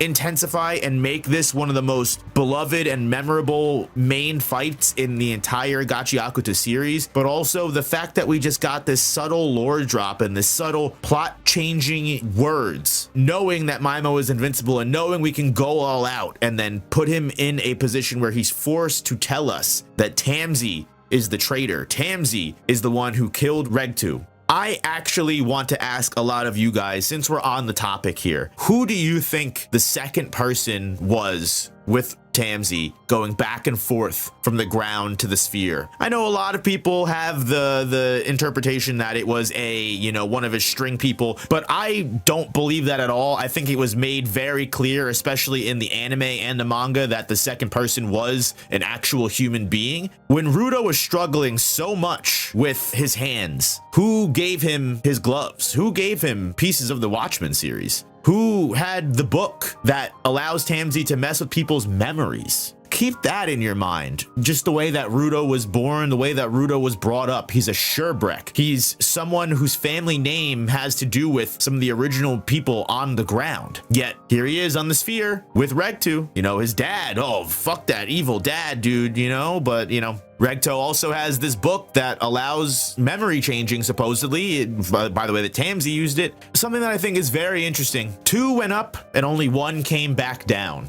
I think Tamsi's partner was Regto, and I think Regto was up to a lot more devious shit than we are more than well aware of at this point. So I am not only interested to learn more about Tamsi, especially getting this page of him in this chapter that just could mean so fucking much as to what his actual place in the world is. I look forward to hearing what your thoughts are on my theory that Regto was collaborating with Tamsi. And I mean, if you really do think about it, that would completely tie the two together and why Tamsi would kill Regto in the first place. We still don't know yet why that death happened, but something tells me that Tamsi coming back by himself instead of the person that he had to go back up to the sphere with, I think it's I think there's going to be a lot to this story that has yet to been revealed, and I am so ready to keep going, especially with wherever the hell we go after this Doll Festival arc, because sheesh, it's going to be crazy. So for one, I am very happy to see that this is 162 part 2, because not only does that really help with my OCD in regards to the playlist missing a chapter because we didn't do the 162 review and it would have been 161 to 163, but on top of that, just makes everything feel a lot more complete as an overall story, with the small transition of Mymo and Rudo just going right from the Doll Festival into the nearby town and just destroying as much property as they possibly can. And Mymo is using this as an advantage, because remember, Mymo knows that as of right now, he is completely outmatched when it comes to strength and power against Rudo. Rudo is able to hurt Mymo. Rudo is able to completely deflect, block, and stop every single one of Mymo's attacks. And the only chance that Mymo has to get one over is to defeat Rudo in the places that he lacks, the places that Rudo is currently immature, which is his mental game. Mymo knows that by using small hints about the death of Regtu, as well as placing doubts in Rudo's mind about the cleaners as a whole, is going to subtly disrupt him in a way that will cause him to show weak points, that will cause him to hesitate, and that will give Mymo everything he needs to win a battle that he might not be able to win otherwise. Rudo, since the very beginning, has been put in a terrible situation. He is in an unknown world where he can only place trust in the people that he has found, this found family of the cleaners. And there's been great friends, great allies in the cleaners, and they have shown time and time again that they really truly do love, appreciate, and want to be there for Rudo and help him solve the mystery of who he is and the sphere and all of these things that are going on. The issue is because Rudo isn't from here, all of these things he has to take for face value. So when someone like Mymo, who has all of this background knowledge, first of all, implying that they know who killed Regtu, and on top of that, they also know that that person is from the cleaners, just that lore drop alone is enough to shake Rudo's resolve. And when Mymo sniffs out that weakness, he knows that he can wield his words and wield that truth like a sword to give him an opening against Rudo. And the only thing that manages to save Rudo is Gachiakuta, who thankfully, through his own resolve, realizing that he needs to step up and this is his chance to also fight against Mymo and get revenge for all of the things that have happened to him, Gachiakuta stands as the shield of words that stops all of these doubts and all of these terrible intrusive thoughts from really getting to Rudo and allowing Rudo to continue fighting while Gachiakuta blocks all of these terrible things out. So even though all of this collateral damage is happening and innocent people are getting put at harm's way, and also you have words that are being spoken trying to cut for Rudo's throat, such as, you know, you're a creature of the sphere and no one has wanted to solve your issues, no one has wanted to solve your mystery. All of these people are afraid of you. They don't look at you as a friend. They don't trust you. They look at you as a savage beast. Simu spotted something in you that was scary, and you know that, and ever since that moment they've been trying to placate you. They are not your friends, and you're the only one who thinks that. But unfortunately, that last and final dagger, which is a very childish dagger for Mymo to throw. It shows you that even though Mymo has the strongest swords in the arsenal, he chooses to play with his food, and that will always be his downfall. He does not use one of the strongest things that he possibly could have, revealing the killer of Regto, or revealing other secrets that he knows could shake Rudo to the core. He doesn't realize how strong Gauntess's shield is, because Gauntess reminds Rudo that if they really did not like Rudo, if the cleaners really did not appreciate him, then he would know immediately. They are not people that hide their true feelings. They're people that wear their emotions on their sleeve. They're free spirits. And on top of that, in gangs of misfits, it's an unspoken rule to not ask about other people's trauma, about other people's past, because they know you may not want to pry. We're going to accept you for who you are, not who you were in the past, for who you are right now. And that is enough to remind Rudo that he doesn't need to take any of Mymo's bullshit. This realization is actually what empowers Rudo, is what makes him stronger. Something that Mymo instantly realizes, because when he sends Rudo down to the ground and looks back down, Rudo has amassed even more strength and grown even bigger. When Rudo goes to strike, it almost slashes Mymo completely in half, and makes Mymo realize that Gauntess's words aren't just acting as a shield against Mymo's swords, they are quite literally making him stronger. Mymo, seeing all of this and realizing that he's already been at a major disadvantage, his words are now being completely deflected, blocked. They don't matter whatsoever. And Rudo has all of the tact and ability to potentially defeat Mymo without causing any more collateral damage. So realizing that he's basically been disarmed entirely, he has nothing left that will be able to win this fight. Mymo does the only thing that someone that wanted to be a god, someone that wanted to be this big all-around ruler and have no one even reach the same equal heights as he ever possibly could, decides it's probably better to just run. He decides that it's probably better to retreat. That's a valid strategy, and he completely justifies that by saying he'll just, he'll regroup and get ready to try again. You know what? The second they let their guard down, I'll come at them and fight them, and I'll make them suffer more than they've ever suffered before. Like, I'm gonna flee into a hidey hole, and that's nothing to be ashamed of. I'm definitely still really, really cool. And Rudo instantly gives him the karma that he so deserves by catching up to him, slamming him into the ground, doing a bunch of insane attacks that cause massive damage to Mymo, and he is just coughing. He is put into the dirt, into a giant crater, and can do nothing more but grovel and try to make Rudo feel bad for attacking an opponent who had his back turned. And truly, this is why I think Rudo is a great main character. Not that those words that Mymo is trying to speak right now have really any ground whatsoever,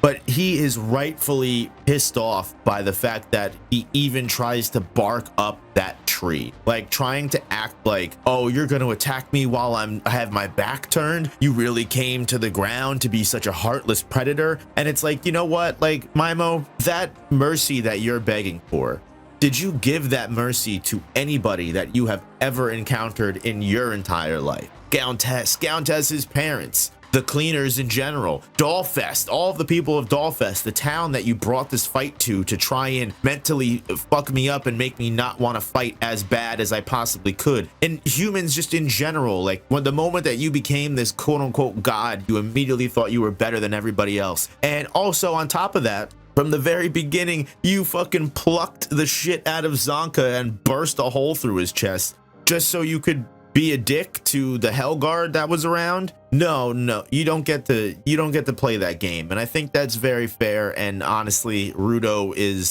he deserved that moment to say that it is indeed payback time for all of the people that you have fucked with in your entire reign as this broadcaster. You will never be a ruler. You'll never be anything close to it. Just the fact that you tried to run after talking such a big game this entire fucking arc, it's such a satisfying way to see Mymo delivered a finishing blow. It feels crazy to think that it has been almost 2 months since we've got a Gachiakuta chapter, but here we are. It has definitely been a little bit of a jarring pace, to say the least, to try and get back into this fight. Although I think most of us really aren't going to have an issue with the immersion, because let's be honest, Rudo and Mymo has been one of the most interesting and exciting fights of, dare I say, the entire series. And I think, for me at least, it was very easy to find myself getting right back into the action. However, the chapter that we are graced with today definitely throws us for a loop. And if you want to say whiplash, I would use it in not a negative connotation, because there is definitely something to be said about how much momentum was built in the previous section of the fight that we got almost 2 months ago, right? Rudo's transformation truly did change almost everything in regards to this battle. Mymo becoming as close to a ruler or a god as he could not only led to Zanka getting a hole through his chest and donutted, we also have multiple other characters like even Engine being just tossed away and made to look weak in the grand presence of a being that has ascended.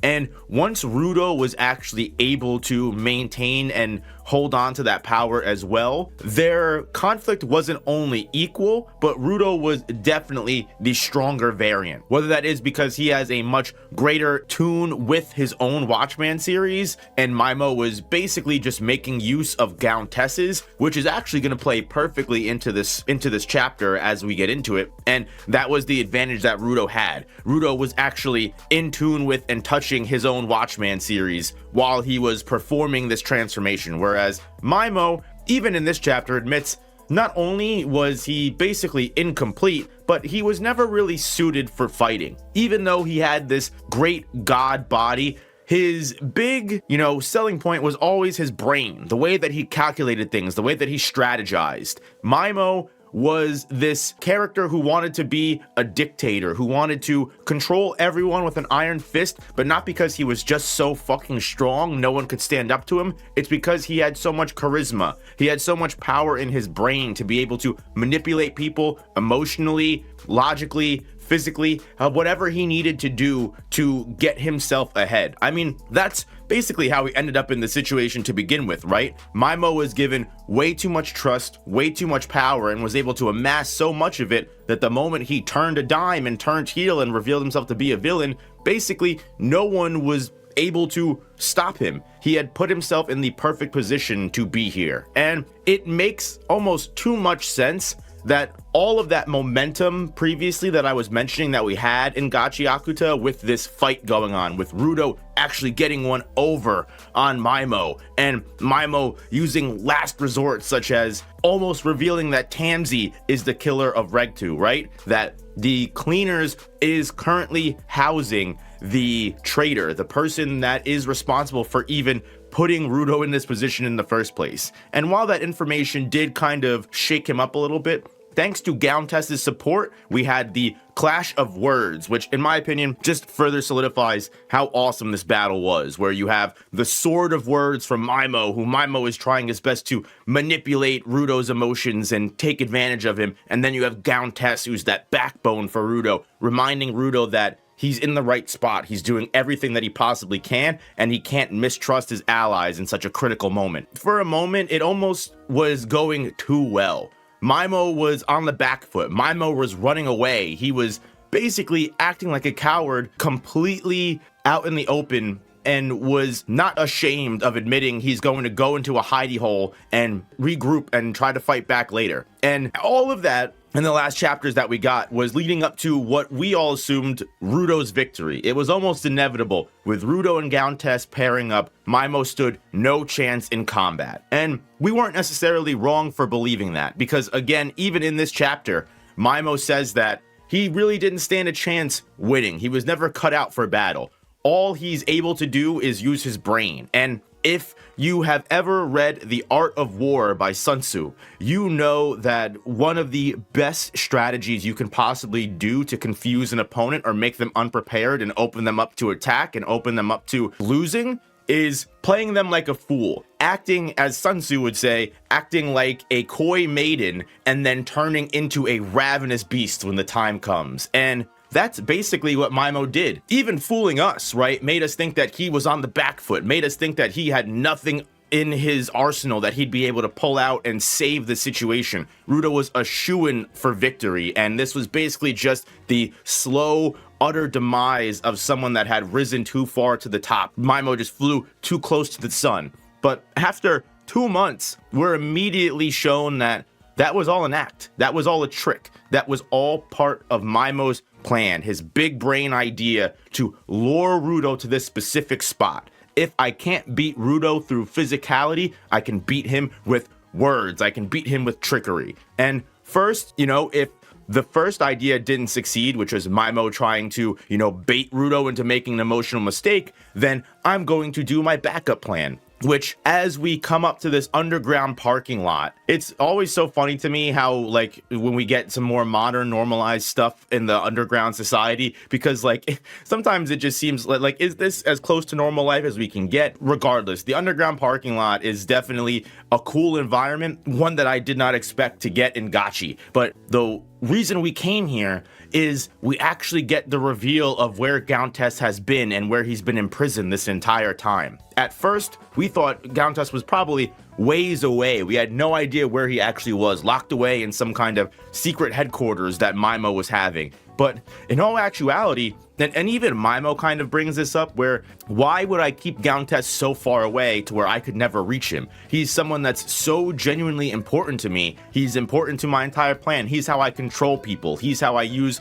my control to spread, that influence as far as possible. He needs Gauntes and has been using Gauntes. So obviously, Gauntes would be somewhere near the Doll Festival area, right? But that was the biggest mistake that both Rudo and Gauntes made, that Mymo would never possibly think of going right to Gauntes and solving that issue from the start. And this entire fight, this entire deceit has all been to lead Rudo and Mymo closer and closer to Gauntes, so that way Mymo could completely just grab Gauntes, not just his Watchman series, but also put Gauntes up with a blade to his throat and say, Rudo, checkmate. Now, not only does Mymo have Gauntes' Watchman series, he has Gauntes by blade point, and we know Rudo, despite Gauntes being like, I messed up, you have to not take the bait, you have to kill Mymo, even if it means killing me in the process.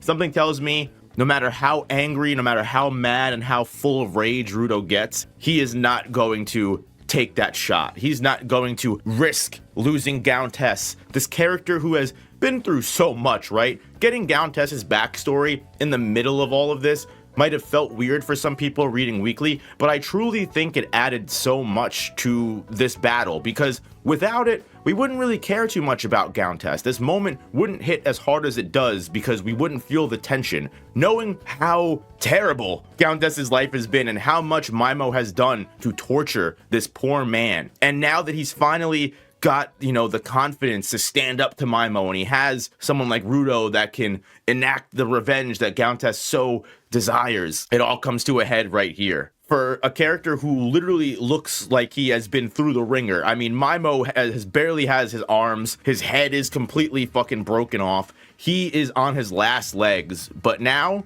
he's in complete control. I don't know what we could possibly do to get ourselves out of this situation without sacrificing Gauntes, without someone coming in to help us. What I really want to say is, for how long it's been since we've gotten a chapter, for Arana to drop a chapter like this that just completely tosses everything out that we previously had and just throws everything on its head and makes me excited to see how the fuck this could go. Man, oh man, do we have a conversation to have when it comes to this chapter specifically. Kei Arana has been on a generational run with this God Mymo arc, because so much happens in this chapter and we get at the same time so many answers when it comes to very critical story lore. Mymo has been the perfect outlet and way for Arana to give us a lot of much needed exposition when it comes to the overall world building of Gachiakuta and this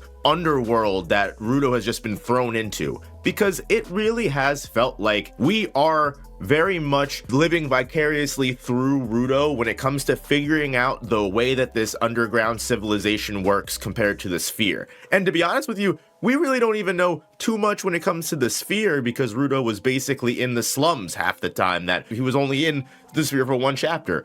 But needless to say, the reveal that Mymo gives us here right before Countess is about to die, and thankfully does survive. But in this moment, Countess and Mymo share a brief, not conversation per se, but a exposition dump of the Watchmen series, because we know from the very beginning that the Watchmen series can cause people to go insane. You have to have a very specific trait about you as a human. As Zodil says, right, and Mymo even, quotes him here, those who have everything they need as a human being will suffer mental pollution, or they'll go crazy from using the Watchmen series. But other than that, Mymo does confirm that the Watchmen series can basically be used by anyone. Unlike vital instruments, where obviously that person, puts a lot of enormous amounts of anima into that weapon and that instrument, and it becomes their unique weapon of choice and their power. The Watchmen series is a very unique case where anyone can use it. Mymo, of course, says that in order to be able to be immune from mental pollution, you have to have a very significant single obsession, a one personal desire that you value above all else. As most people have multiple different desires, they want to do multiple different things. They'll open up certain drawers, they'll close certain drawers of desires. That's a very interesting way to, phrase it and use a metaphor to describe it. But this person, if they're unable to fill this hole inside of them, then they are given the power to fulfill that dream by the Watchmen series, which means from now on, instead of Mymo just basically abusing Countess and having Countess do all of the work for him, Mymo will wear Countess's Watchmen series and unveil all of that power, which basically regenerates him and turns him into what I assume most likely would have been his true final god form. This thing is absolutely terrifying, and that's another thing that Arana has done an absolutely amazing job with, which is just killing these nightmare fuel designs and really making Mymo's visualization what Mymo interprets and thinks of when he pictures a ruler, a god. He imagines this eldritch horror. Mymo, by putting the Watchmen series back on, remember, he broke his vital instrument earlier. Now, by using the Watchmen series, he can regain that power to control, that power to tell people what to do, and he tells Rudo to murder Countess, which is absolutely fucking devious and disgusting, especially because throughout this whole moment, Countess truly does believe that he is going to die, right? He knows that he got beaten intellectually and also physically. Mymo now has his Watchmen series. He admits that he plans to get all of the Watchmen series,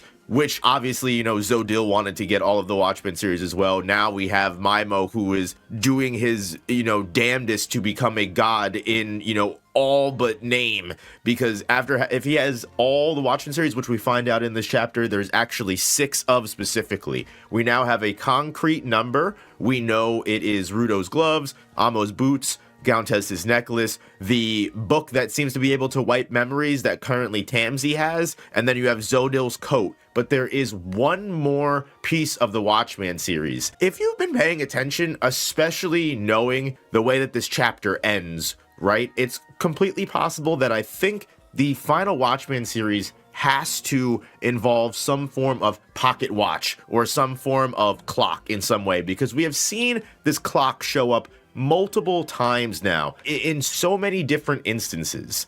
We don't know who this wielder of the 6th Watchmen series is, and Mymo doesn't even know where it is, which is actually telling a lot, because remember, Mymo through Countess basically knows all that there is to know. I mean, obviously there are certain secrets here or there, but as far as all information, I would say probably outside of the leader of the cleaners, right? I would probably say outside of him, this character is probably one of the smartest, most knowledgeable people in the entire series. And for him to get caught off guard here in this final moment is absolutely insane. Because right before Rudo goes to kill Countess, Gauntes basically says that, you know what, it's over. I knew I was gonna die. I didn't think it would be this bad, but fuck it. I guess this is how it ends. I got beat. Even Rudo, who is moving against his will, doing what he can't control himself, knows in his head that, you know, I fucked up as well. And Mymo is just staring and about to watch this happen, smiling, thanking Gauntes for all of his help and that he's been an excellent tool.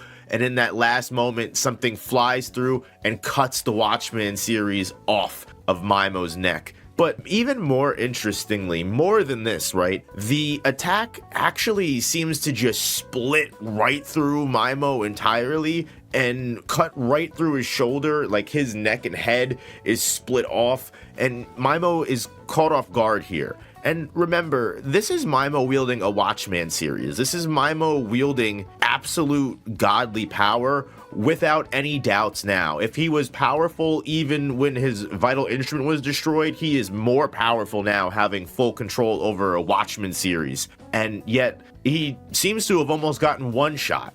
And remember, Rudo is strong right now, but still was able to have a decent clash back and forth with Mymo before he was able to defeat him. This person, whoever it is that just showed up, just basically casually dismantled a god like it was nothing.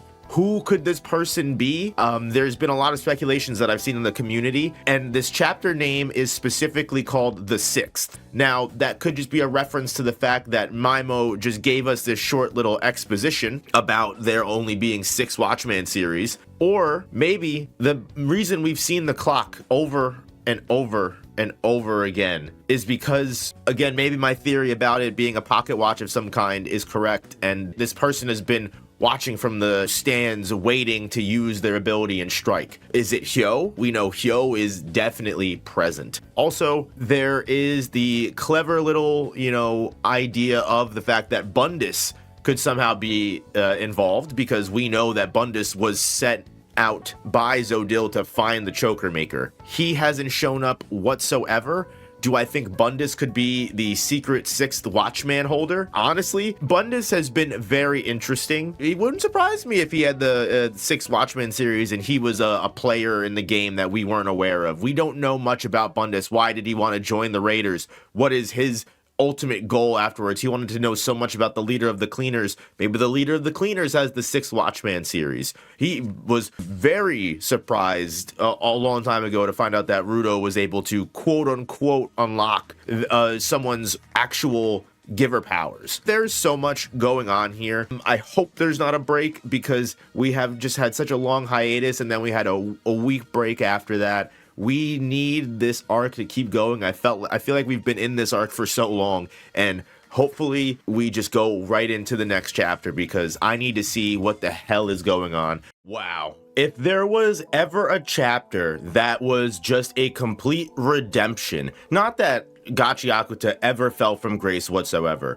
but if there was ever a chapter that was worth the wait, I should say, of over like a month and a half maybe of different breaks and hiatus, it is this one, because the amount of insanity and exposures that just occur in this chapter alone in regards to the story and characters, it is literally one of the greatest chapters in a string of already amazing peak chapters. This chapter primarily focuses on Engine backstory, which is something that we have not gotten even like little small drips of throughout the entire story. Well, that's actually not correct, because actually it's revealed in this chapter that all of those small little subtle backstory shots that we got at the very beginning of certain chapters, with the pocket watch, with the kid sitting around with the different tattoos on his arms, with the other kids that had tattoos on their arms, it's revealed that Engine was actually a slave. He was a part of an orphanage that would essentially brand and tattoo the children that they would get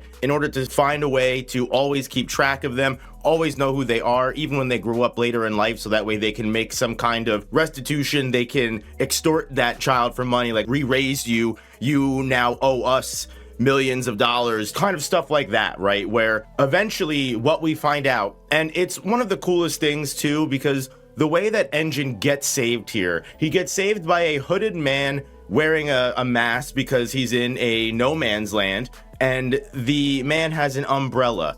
And if you're like me, you immediately open the chapter to this page and notice the parallel instantly, because this is almost to a T exactly how the story began, with Engine finding Rudo all the way down below here after falling off of the sphere. Now, I don't think Engine fell off of the sphere, and he's also from that place. It's completely possible, or he's just already just someone that was just, you know, he ran away. It is revealed that Engine did escape himself right before he got sold away, so it is possible that this was just an orphanage that was on the underground part of the world from the time being. There is a trash beast that this person saves Engine from, and it's revealed that this person is also Rudo's dad, Alto Shorebreak here. So we get two major reveals for characters here. Not only do we get an awesome story of Engine's origins, and also how Engine gets his name, right? Because it's obviously, we get small hints as well in the story that Engine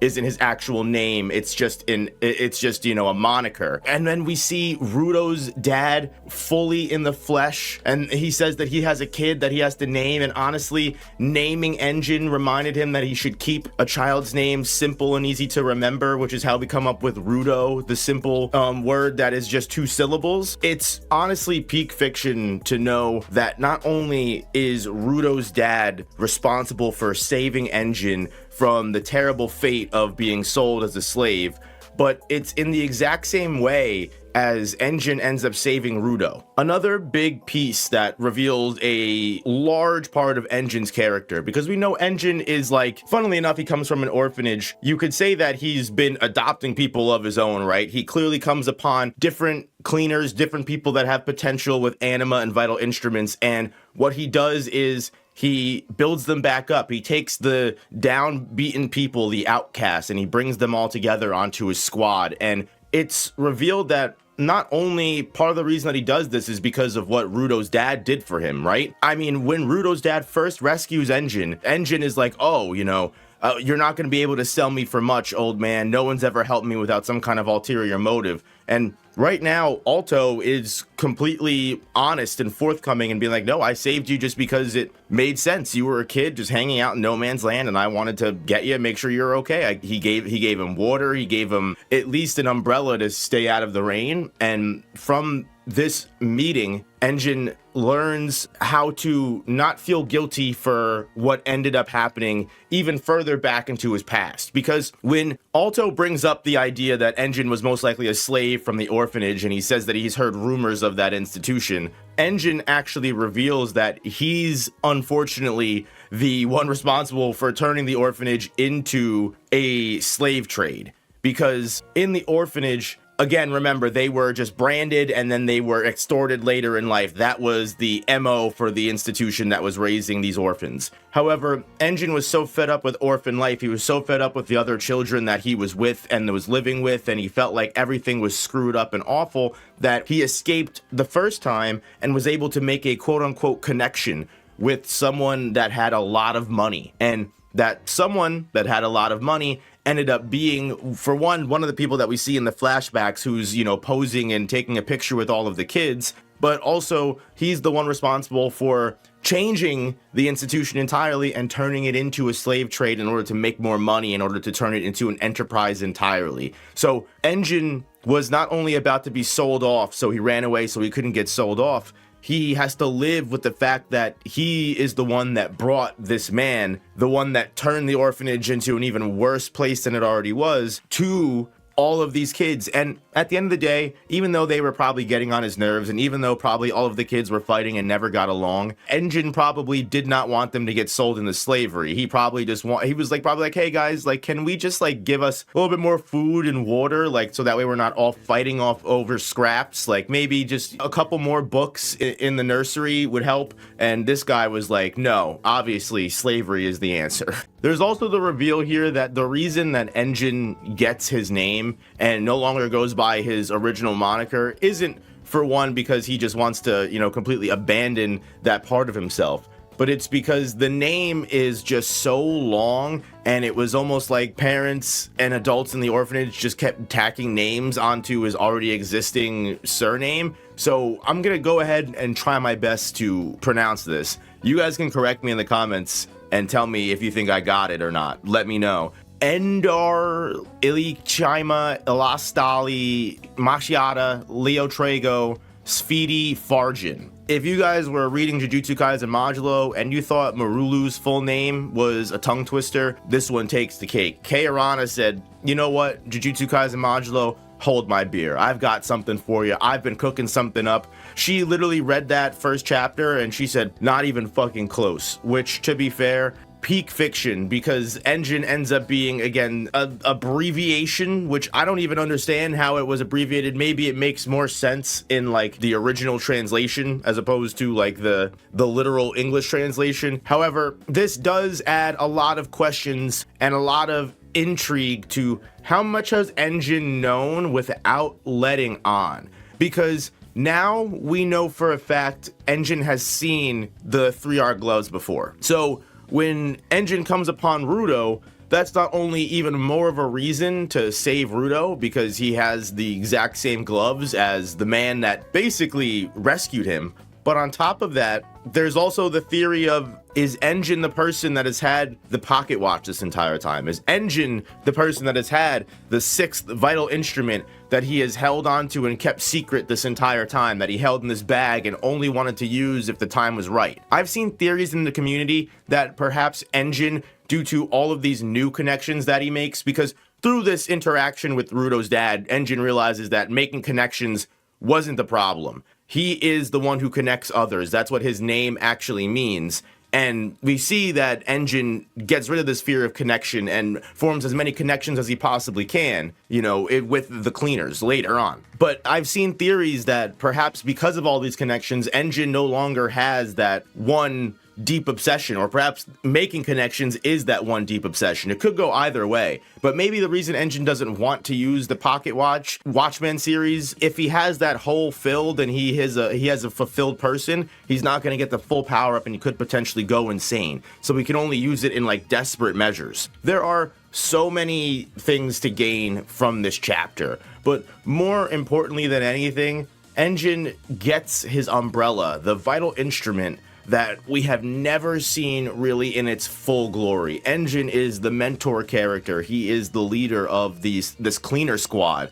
And so many people can make jokes about, you know, fraud Engine. He's got no feats. He's never done anything. I think that's specifically for a reason like this, because when it's revealed in the final page that Engine is the one that actually shot through Mymo and fucking cleaved right through his shoulder and almost decapitated him in one blow, it was for a payoff that's going to be as monumental as this. Because even if there is no 6th Watchman series reveal and that was just a red herring and this is just Engine's big moment to show us what he's been packing this entire time, I think we are going to get an insanely satisfying conclusion to this Mymo arc. Because holy shit, to be honest with you, between this and the random shot we got of Tamsi before in a couple chapters earlier, this has been such a great way for Arana to just feed us so much exposition that was very much necessary for the world that we've been in. We're coming almost up on like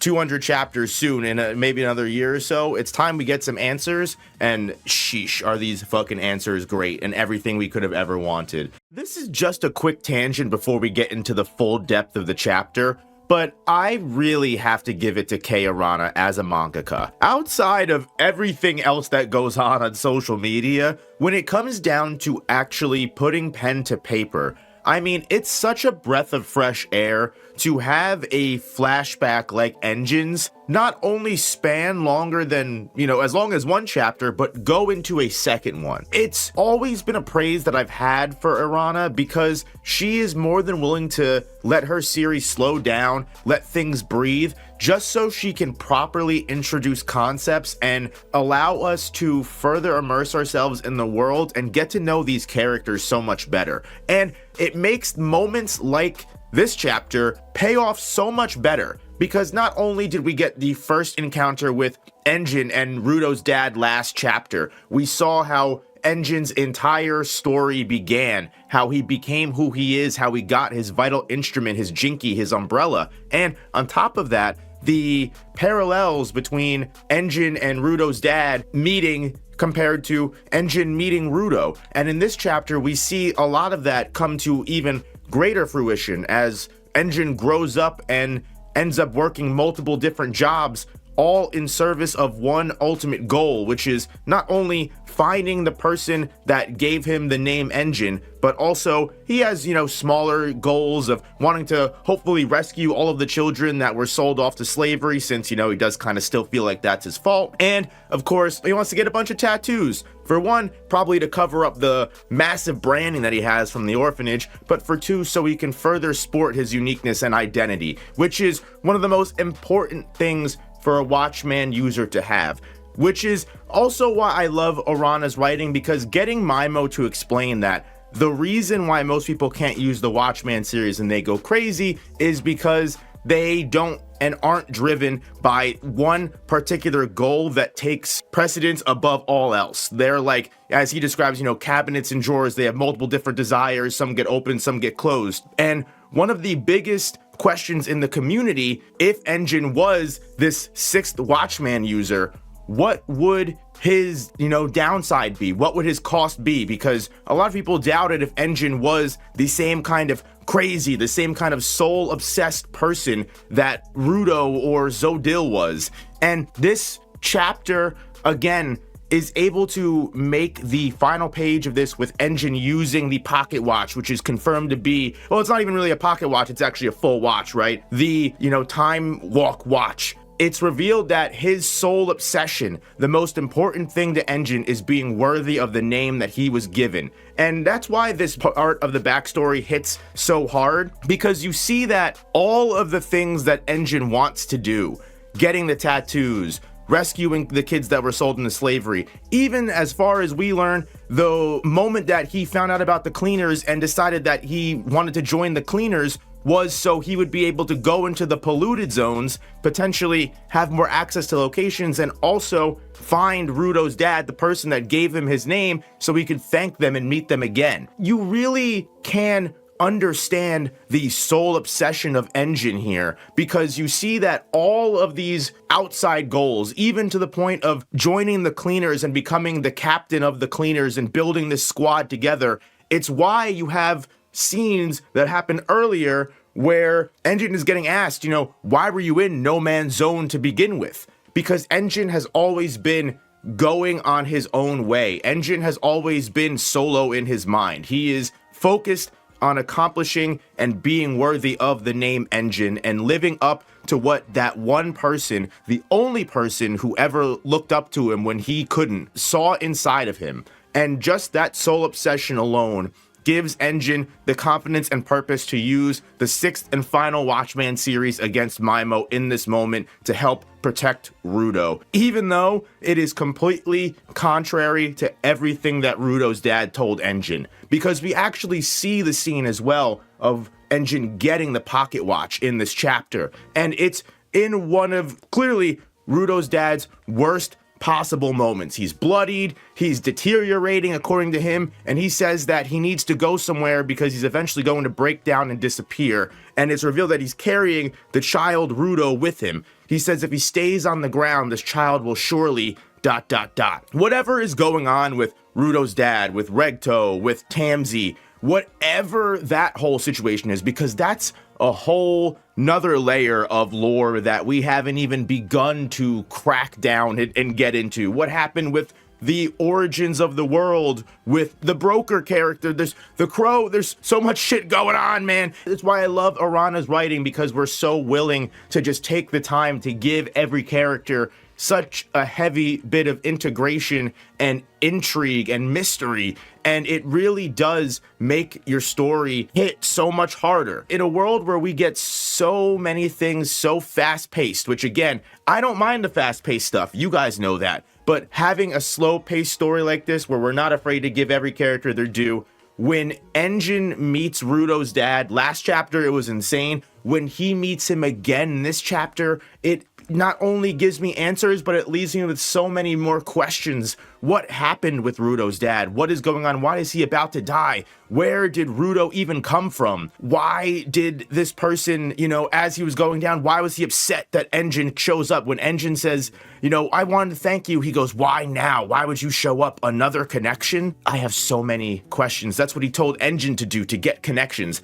Listen, I'm nerding out and I do apologize. This ultimately culminates in the final portion of the chapter where it's revealed that Rudo's dad entrusted Engine with this last and final piece of the Watchman series. It's an actual fucking watch that has the logo on it, and Engine was told by Rudo's dad to hide it, keep it safe for him, and don't ever tell anyone he has it. Don't ever give it to anyone. Don't ever let this be something that gets revealed. And the fact that this one piece of information has always escaped Mymo's eyes, ears, everything, because Engine didn't have a choker on at this time. Rudo's dad probably didn't have a choker on his time, and he probably, like I said, no one knew where that clock was. No one knew that he saved Engine. No one knew this backstory. Mymo might have known that Engine was from the orphanage. Mymo probably would never know how he ended up where he did. And Mymo might not have thought that that was that important, but it was actually the most important key piece of all. And I do also like the cuts to everyone here where you see Gauntes is looking, scared he's about to die, but Mymo is, smiling and so happy to see that the next Watchman series has arrived.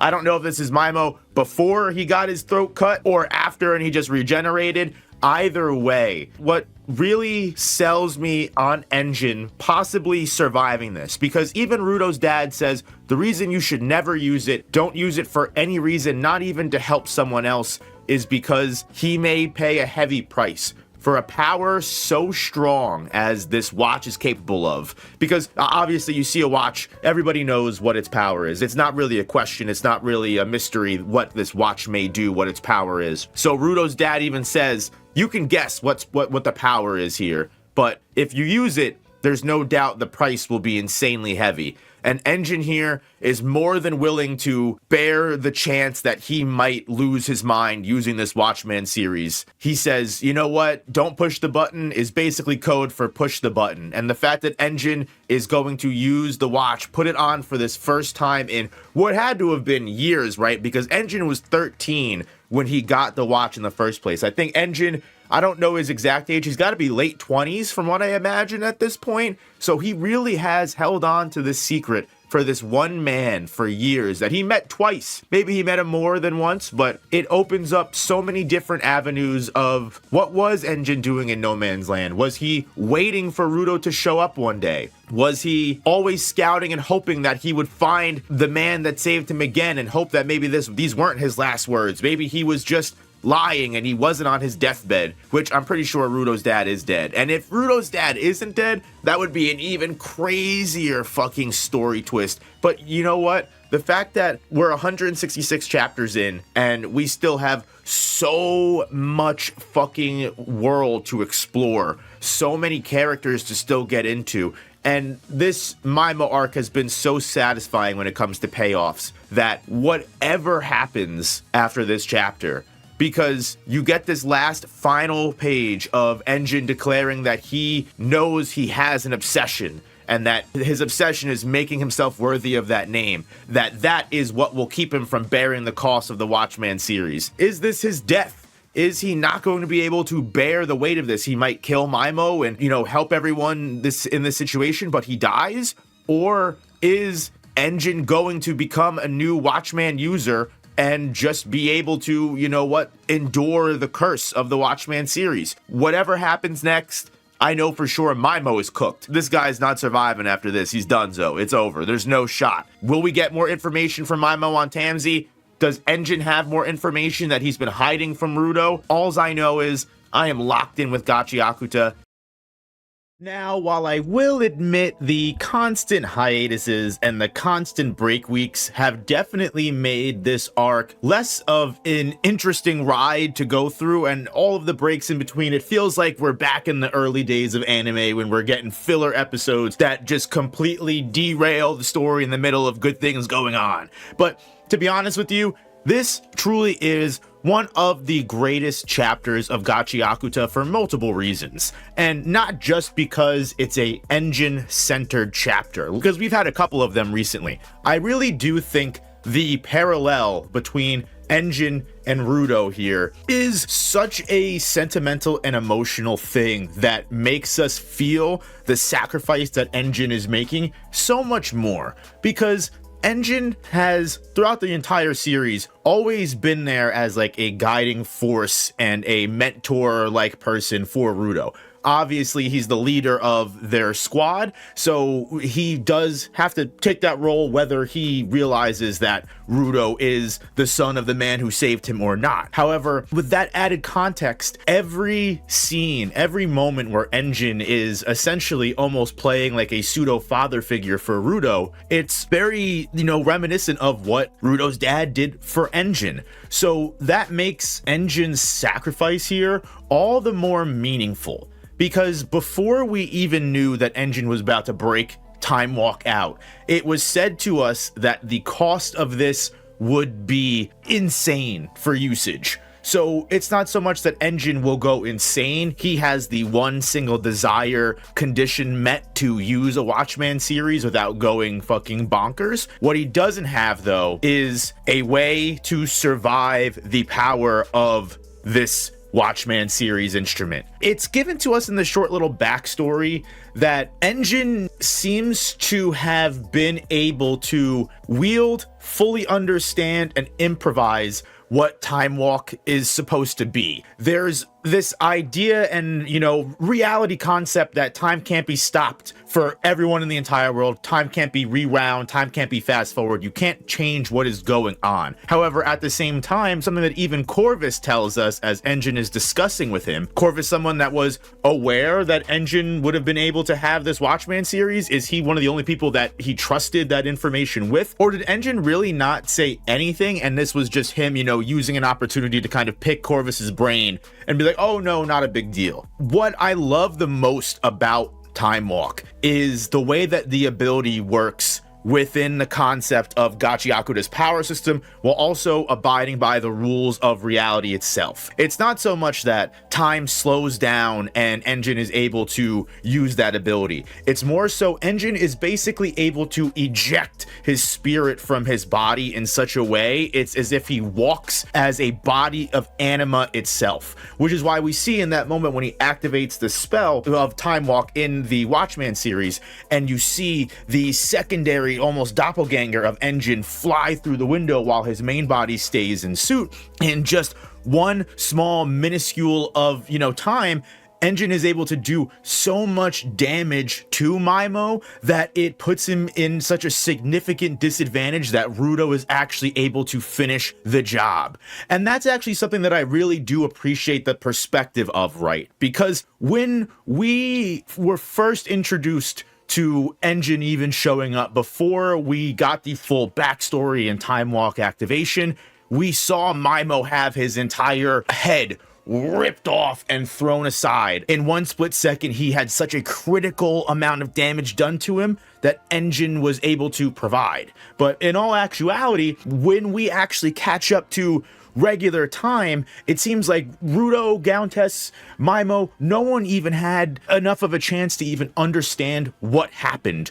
Rudo just took the opportunity that he had and finished the job here. But in this brief moment through Engine's perspective, we see every single moment that Engine made critical to this, because the moment that Engine's body was pushed out and he became this body of anima, it kind of actually works almost very similarly, but a little bit differently to Time Stop in JoJo's Bizarre Adventure, if you're familiar with this, where it seems to be there is a set time limit that Engine is able to be in this Time Walk phase. So taking as much as he can, Enjin's main goal is to destroy or at least cut Mymo off from the Watchman series. This video is sponsored by GamerSupps, the ultimate energy and focus formula. Use my code NOOP now for 10% off, and thank you GamerSupps for sponsoring the channel. Unfortunately, Enjin is throwing his all at Mymo's power, but it's just not enough. It's a Watchman series that is powering Mymo up now. Maybe if Enjin had stepped in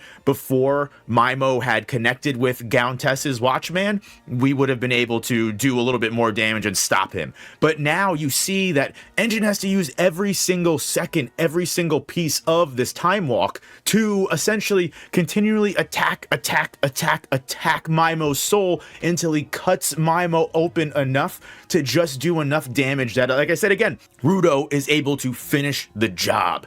And it's just such a beautiful moment because we're reminded again there will be an enormous price to pay. And Enjin says he doesn't give a crap about any of that shit. He has always been here to make connections. He's always been here to be that supporting guide for the people that he has put together. We've seen it in his time with Zanka. We've seen it in his fucking time with Rudo. And while we really don't know too much about Ryo's past with Enjin, I'm sure it's easily, said that he has been a connection for her as well.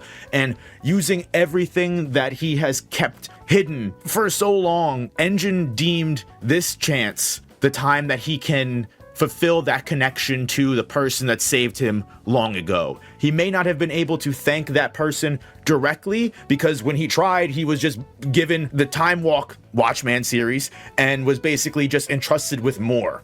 So now Enjin is able to pay that debt in full by essentially giving Rudo the opportunity he'll have to get the winning shot and finally shut Mymo up for good. And I've got to say, I've got to be completely honest with you, Enjin is a character that people have been waiting to see him do anything since the series began. And this is not only Enjin's first feat, but based off of the blowback that he gets, which it's revealed the cost of Time Walk is whatever etches that Enjin makes in time will be etched into himself as well. Basically meaning whatever damage that Enjin just applied to Mymo will immediately redirect and hit Enjin back. So by almost slicing Mymo's head completely off, we get this page of Enjin revealing that he has bore the same lethal wound and may have decapitated himself. We don't know. We have to wait and see what his actual status is.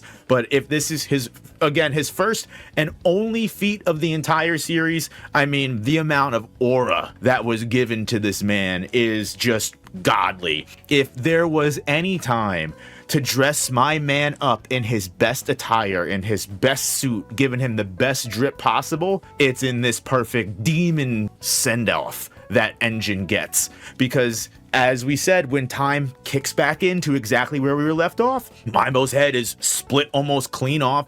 He is completely severed from Countess's Watchman series, which gives Rudo the perfect chance to finish the job and completely rip Mymo's head off entirely. And a lot of people are bringing this up, and I guess I will mention it right now, that with Mymo essentially having his head ripped off, this may very well be Rudo's first kill. The very first person that he has actually taken their life. I'm not sure how that will emotionally affect our boy, but it is satisfying to some degree, but also unsatisfying, right? Because it's good to finally hear Mymo shut the hell up, right? Rudo being like, he's finally shut up now because Mymo was rejecting the fate that he has been given. This is my destiny. I was the weakest of the weak and I am, destined to rule over the strong. It's not over yet, but it is completely. He is dead, and this long fucking battle with Mymo, a quote-unquote god, has finally come to an end in a really cool fucking way that really only gives us way more things to deal with emotionally afterwards, because again, we now have the state that Enjin is in. We have to pick ourselves back up. Rudo might be traumatized with what he just did and the lessons that he learned in this fight, but most of all, if Mymo actually is dead here, he dies with all of that information. All of the knowledge that there was a traitor in the cleaners. Rudo may actually not get that direct confirmation that Tamsi is the betrayal. So now you have Rudo, who has just taken his first kill and has also realized that he can't exactly trust everyone in the cleaners, and there is someone not having his best interests in heart. Although Engine doing what he did will kind of prove Gauntess's words to Rudo, like Gauntess said, that they would reject you. You would know if you were rejected by the cleaners. The cleaners as a group aren't against you. There's just one bad apple that we need to solve. And I am more than excited to see where the hell we go with Gachiakuta's story now that the Mymo fight is basically done. Where do we go from here, guys? We've still got Hyo. We've still got Bundus. Is the Doll Festival arc really over? I doubt it. Just know, if you guys want to talk more about Gachiakuta and the new chapter, please feel free to join the community Discord. Link will be in the description below and or pinned comment. Well, it is finally official, everyone. We have finally come to the finish line of the Rudo vs. Mymo battle. Not only has it been a very long journey due to all of the breaks and the hiatuses, but it has been an insanely in-depth and thrilling encounter in and of itself. So much happened in this fight that not only was it, exciting to watch, it was crazy to see the dynamic between someone like Mymo and someone like Rudo go head to head, but the amount of lore that we were able to expose because Mymo's big mouth just couldn't stop yapping, and the state that the series is in now, that all of the things that we're going to have to deal with going forward is absolutely critical and paramount to the development of not just Rudo as a character, but the story in general. Because this little quick conversation we get to start the chapter off with Gauntess and Rudo finally actually being able to look each other in the eyes and meet face to face instead of talking through the choker, talking through their souls. Rudo, as all of us guessed, is definitely going to have to visit the trauma of actually killing someone. Although Gauntess does kind of smooth the death over a little bit, because when Rudo asks if he's actually just killed a person, Guess is like, I don't know if we can actually qualify Mymo as a person anymore, which is definitely fair. Most of all, Mymo needed to be stopped, and that was the most important thing. So regardless of who laid the killing blow, regardless of Rudo maybe having blood on his hands after this, it was a necessary action to take here, especially considering that, like, you have the perfect paneling here, and you gotta love Arana for small stuff like this. The fact that both Mymo and Gauntess are like, wait, you didn't land the killing blow? Well, then who did? Is completely tipped off well with the panel of Engine just bleeding out the top of his head, leaning against the wall over there. So sad that at this moment, no one is aware that Engine is currently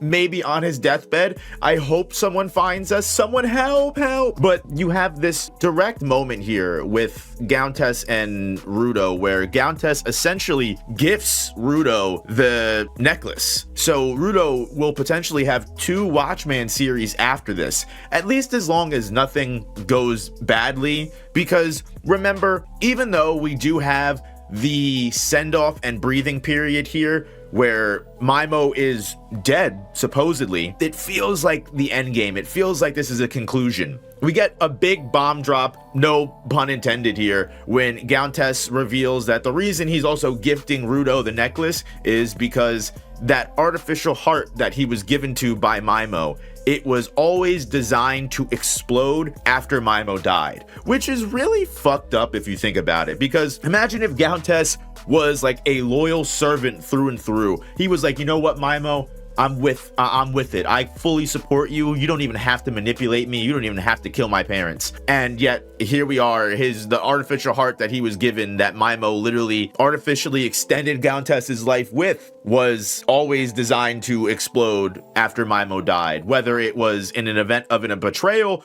or not, Mymo always had this insurance. So even from the grave, Mymo is showing us how despicable and how rotten he really was to the core. And the fact that in his final moments he called himself the weakest of the weak, it shows how his inferiority complex became the God complex. He believed that he himself was so inferior to everyone else that in actuality, he was going to do everything he could to become superior. Thank God this man is gone. It's sad that he had to go with all of the information that he kind of dangled in front of Rudo that you can see is even still fresh in Rudo's mind. He knows that he's glad that Mymo is gone, but now he has these questions rolling around that he's gonna need answers to. He doesn't know who he can trust. And the one person who just opened all of these doors for him, and while not being directly related to Rudo, is probably the closest connection Rudo has had that is also outside of the cleaners, and he shares that Watchmen relatability. Like, it makes sense to me that Rudo, after finally getting a chance to meet Countess, and Rudo I don't think was lying either. Like, when Countess thanks Rudo for killing Mymo, and Rudo is like, I wouldn't have been able to do this without you. You and your words of encouragement kept me and my soul on the right track. Even though they've only known each other for such a short time, it makes sense to me that Countess's death, especially in such a crazy way that after all this and how hard Rudo fought for, like, Countess is just going to fucking explode and just die. And even though Countess is prepared and mentally ready for this death, he's been mentally ready for this death the moment he, decided upon making a betrayal. This is going to traumatize Rudo even more than he already is. He just killed someone, and now Countess is gone, the person that kept him sane throughout all of this moment. What's going to happen? Again, Rudo in this terrible emotional state, and an engine on his own deathbed is, doing everything he can to keep Rudo safe from the explosion, just barely grabs Rudo and pulls him out of the wreckage. And you see the look on Rudo's face, how distraught he is. It is honestly one of the most bittersweet endings because, like I said, we had such a moment of brevity, a moment of peace and able to breathe when Mymo died. And then it all just became tragedy, or at least so we think, because Two Lily, as plenty of people theorized, actually does come in to save the day here. Although a lot of people thought that she was going to come in to be the one to, help defeat Mymo, it's actually revealed that Two Lily's power, her vital instrument, and the ability that she has, which I also love how we just got Engine's interpretation of Time Walk and the explanation of how he was able to come to terms with that ability and theoretically perceive it in a way to make the ability work as it does, becoming a body of anima. We see that Two Lily's ability is almost somewhat completely similar. Two Lily actually saves Countess here. Countess is completely caught off guard because being saved from that fate doesn't make any sense whatsoever. The artificial heart that Mymo gave to Countess was literally, it was his heart. It was designed to be a bomb. The only way to stop it is remove the heart, which would mean that Countess would have no heart and he would die. Yet, Two Lily says that actually this was the perfect opportunity for her to step in. And this is a little confusing at first, so I do want to take a little bit of extra time to explain what Two Lily did here. Some people may call this Disney, some people may call this, shenanigans and bullshit, but I actually really do like this. I think it's a very beautiful end for Countess, that some people will think that Countess deserved to die here, and usually I'm the person that says characters deserve to die, but I think everything that Countess did here is worthy of his redemption, especially knowing that he has been a prisoner of Mymo this whole time, right? Two Lily's ability and what it is able to do here is literally whatever Two Lily wants, and that is of no exaggeration.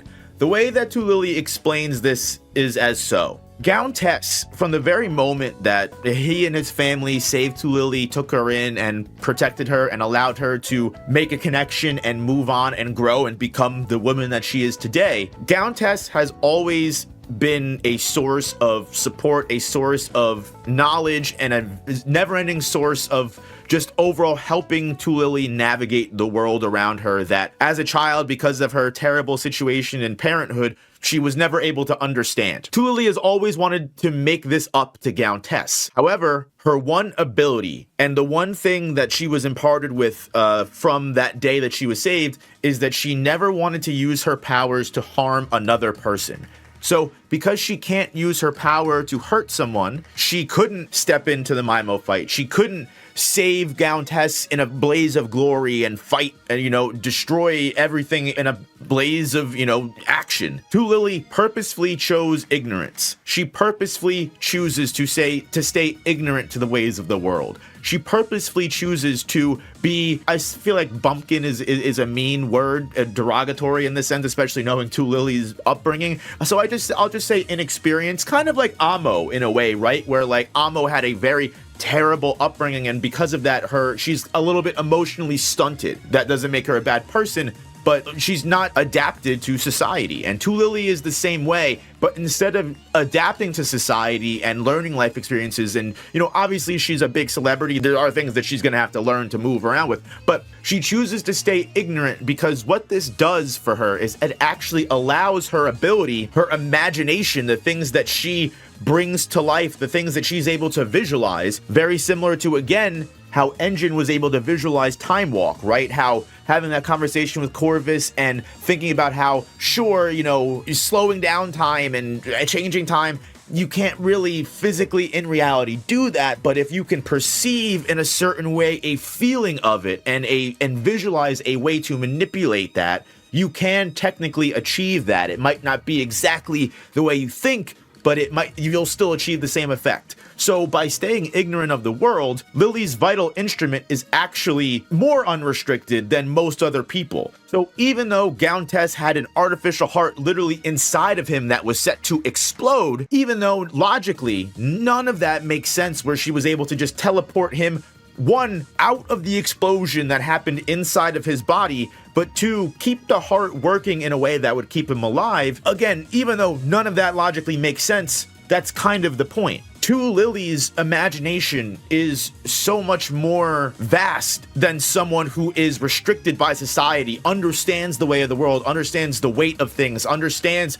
what is and isn't possible. Countess would never be able to visualize and imagine a way of being saved, but Tu Lily's ignorance allows her to basically accomplish what should never be possible, as long as she does not use that power to hurt people. This was the one and only chance and way that she would have been able to save Countess, because of the chances that Countess made, because Countess decided to betray Mymo, because he gave Rudo the choker that would have connected Tu Lily to Countess once again, that he was willing to fight alongside Rudo and reveal himself in the perfect opportunity that would have allowed her to save Countess in a way that ends up not harming anyone. And now, saved somehow in a way that makes no sense, Lily offers a chance for both him and her to spend their future together, now that she has accomplished the impossible, and Countess is just filled with tears. And like I said, you can call it ridiculous, you can call this shenanigans, but I genuinely think it's a very beautiful moment, especially the final, you know, dialogue of, you know, later I asked Lily, wouldn't preventing my death cause harm to someone? And she says, you being alive, who could ever possibly be harmed by that? And while that is a beautiful statement, is this a foreboding, you know, foreshadowing message? Who knows? But let me know what all of you guys think. I've definitely yapped long enough about this chapter. I love everything that occurred in it and this fight. And I can't say it enough. I look forward to what the hell is going to go on next. I also look forward to seeing what you guys think, your theories and your predictions. So I can't wait to look forward to that. And again, if you want to talk with me directly and the rest of the community, join the Discord to talk more about Gachiakuta or any other series you may read. And I'll catch you guys in the next one. Peace.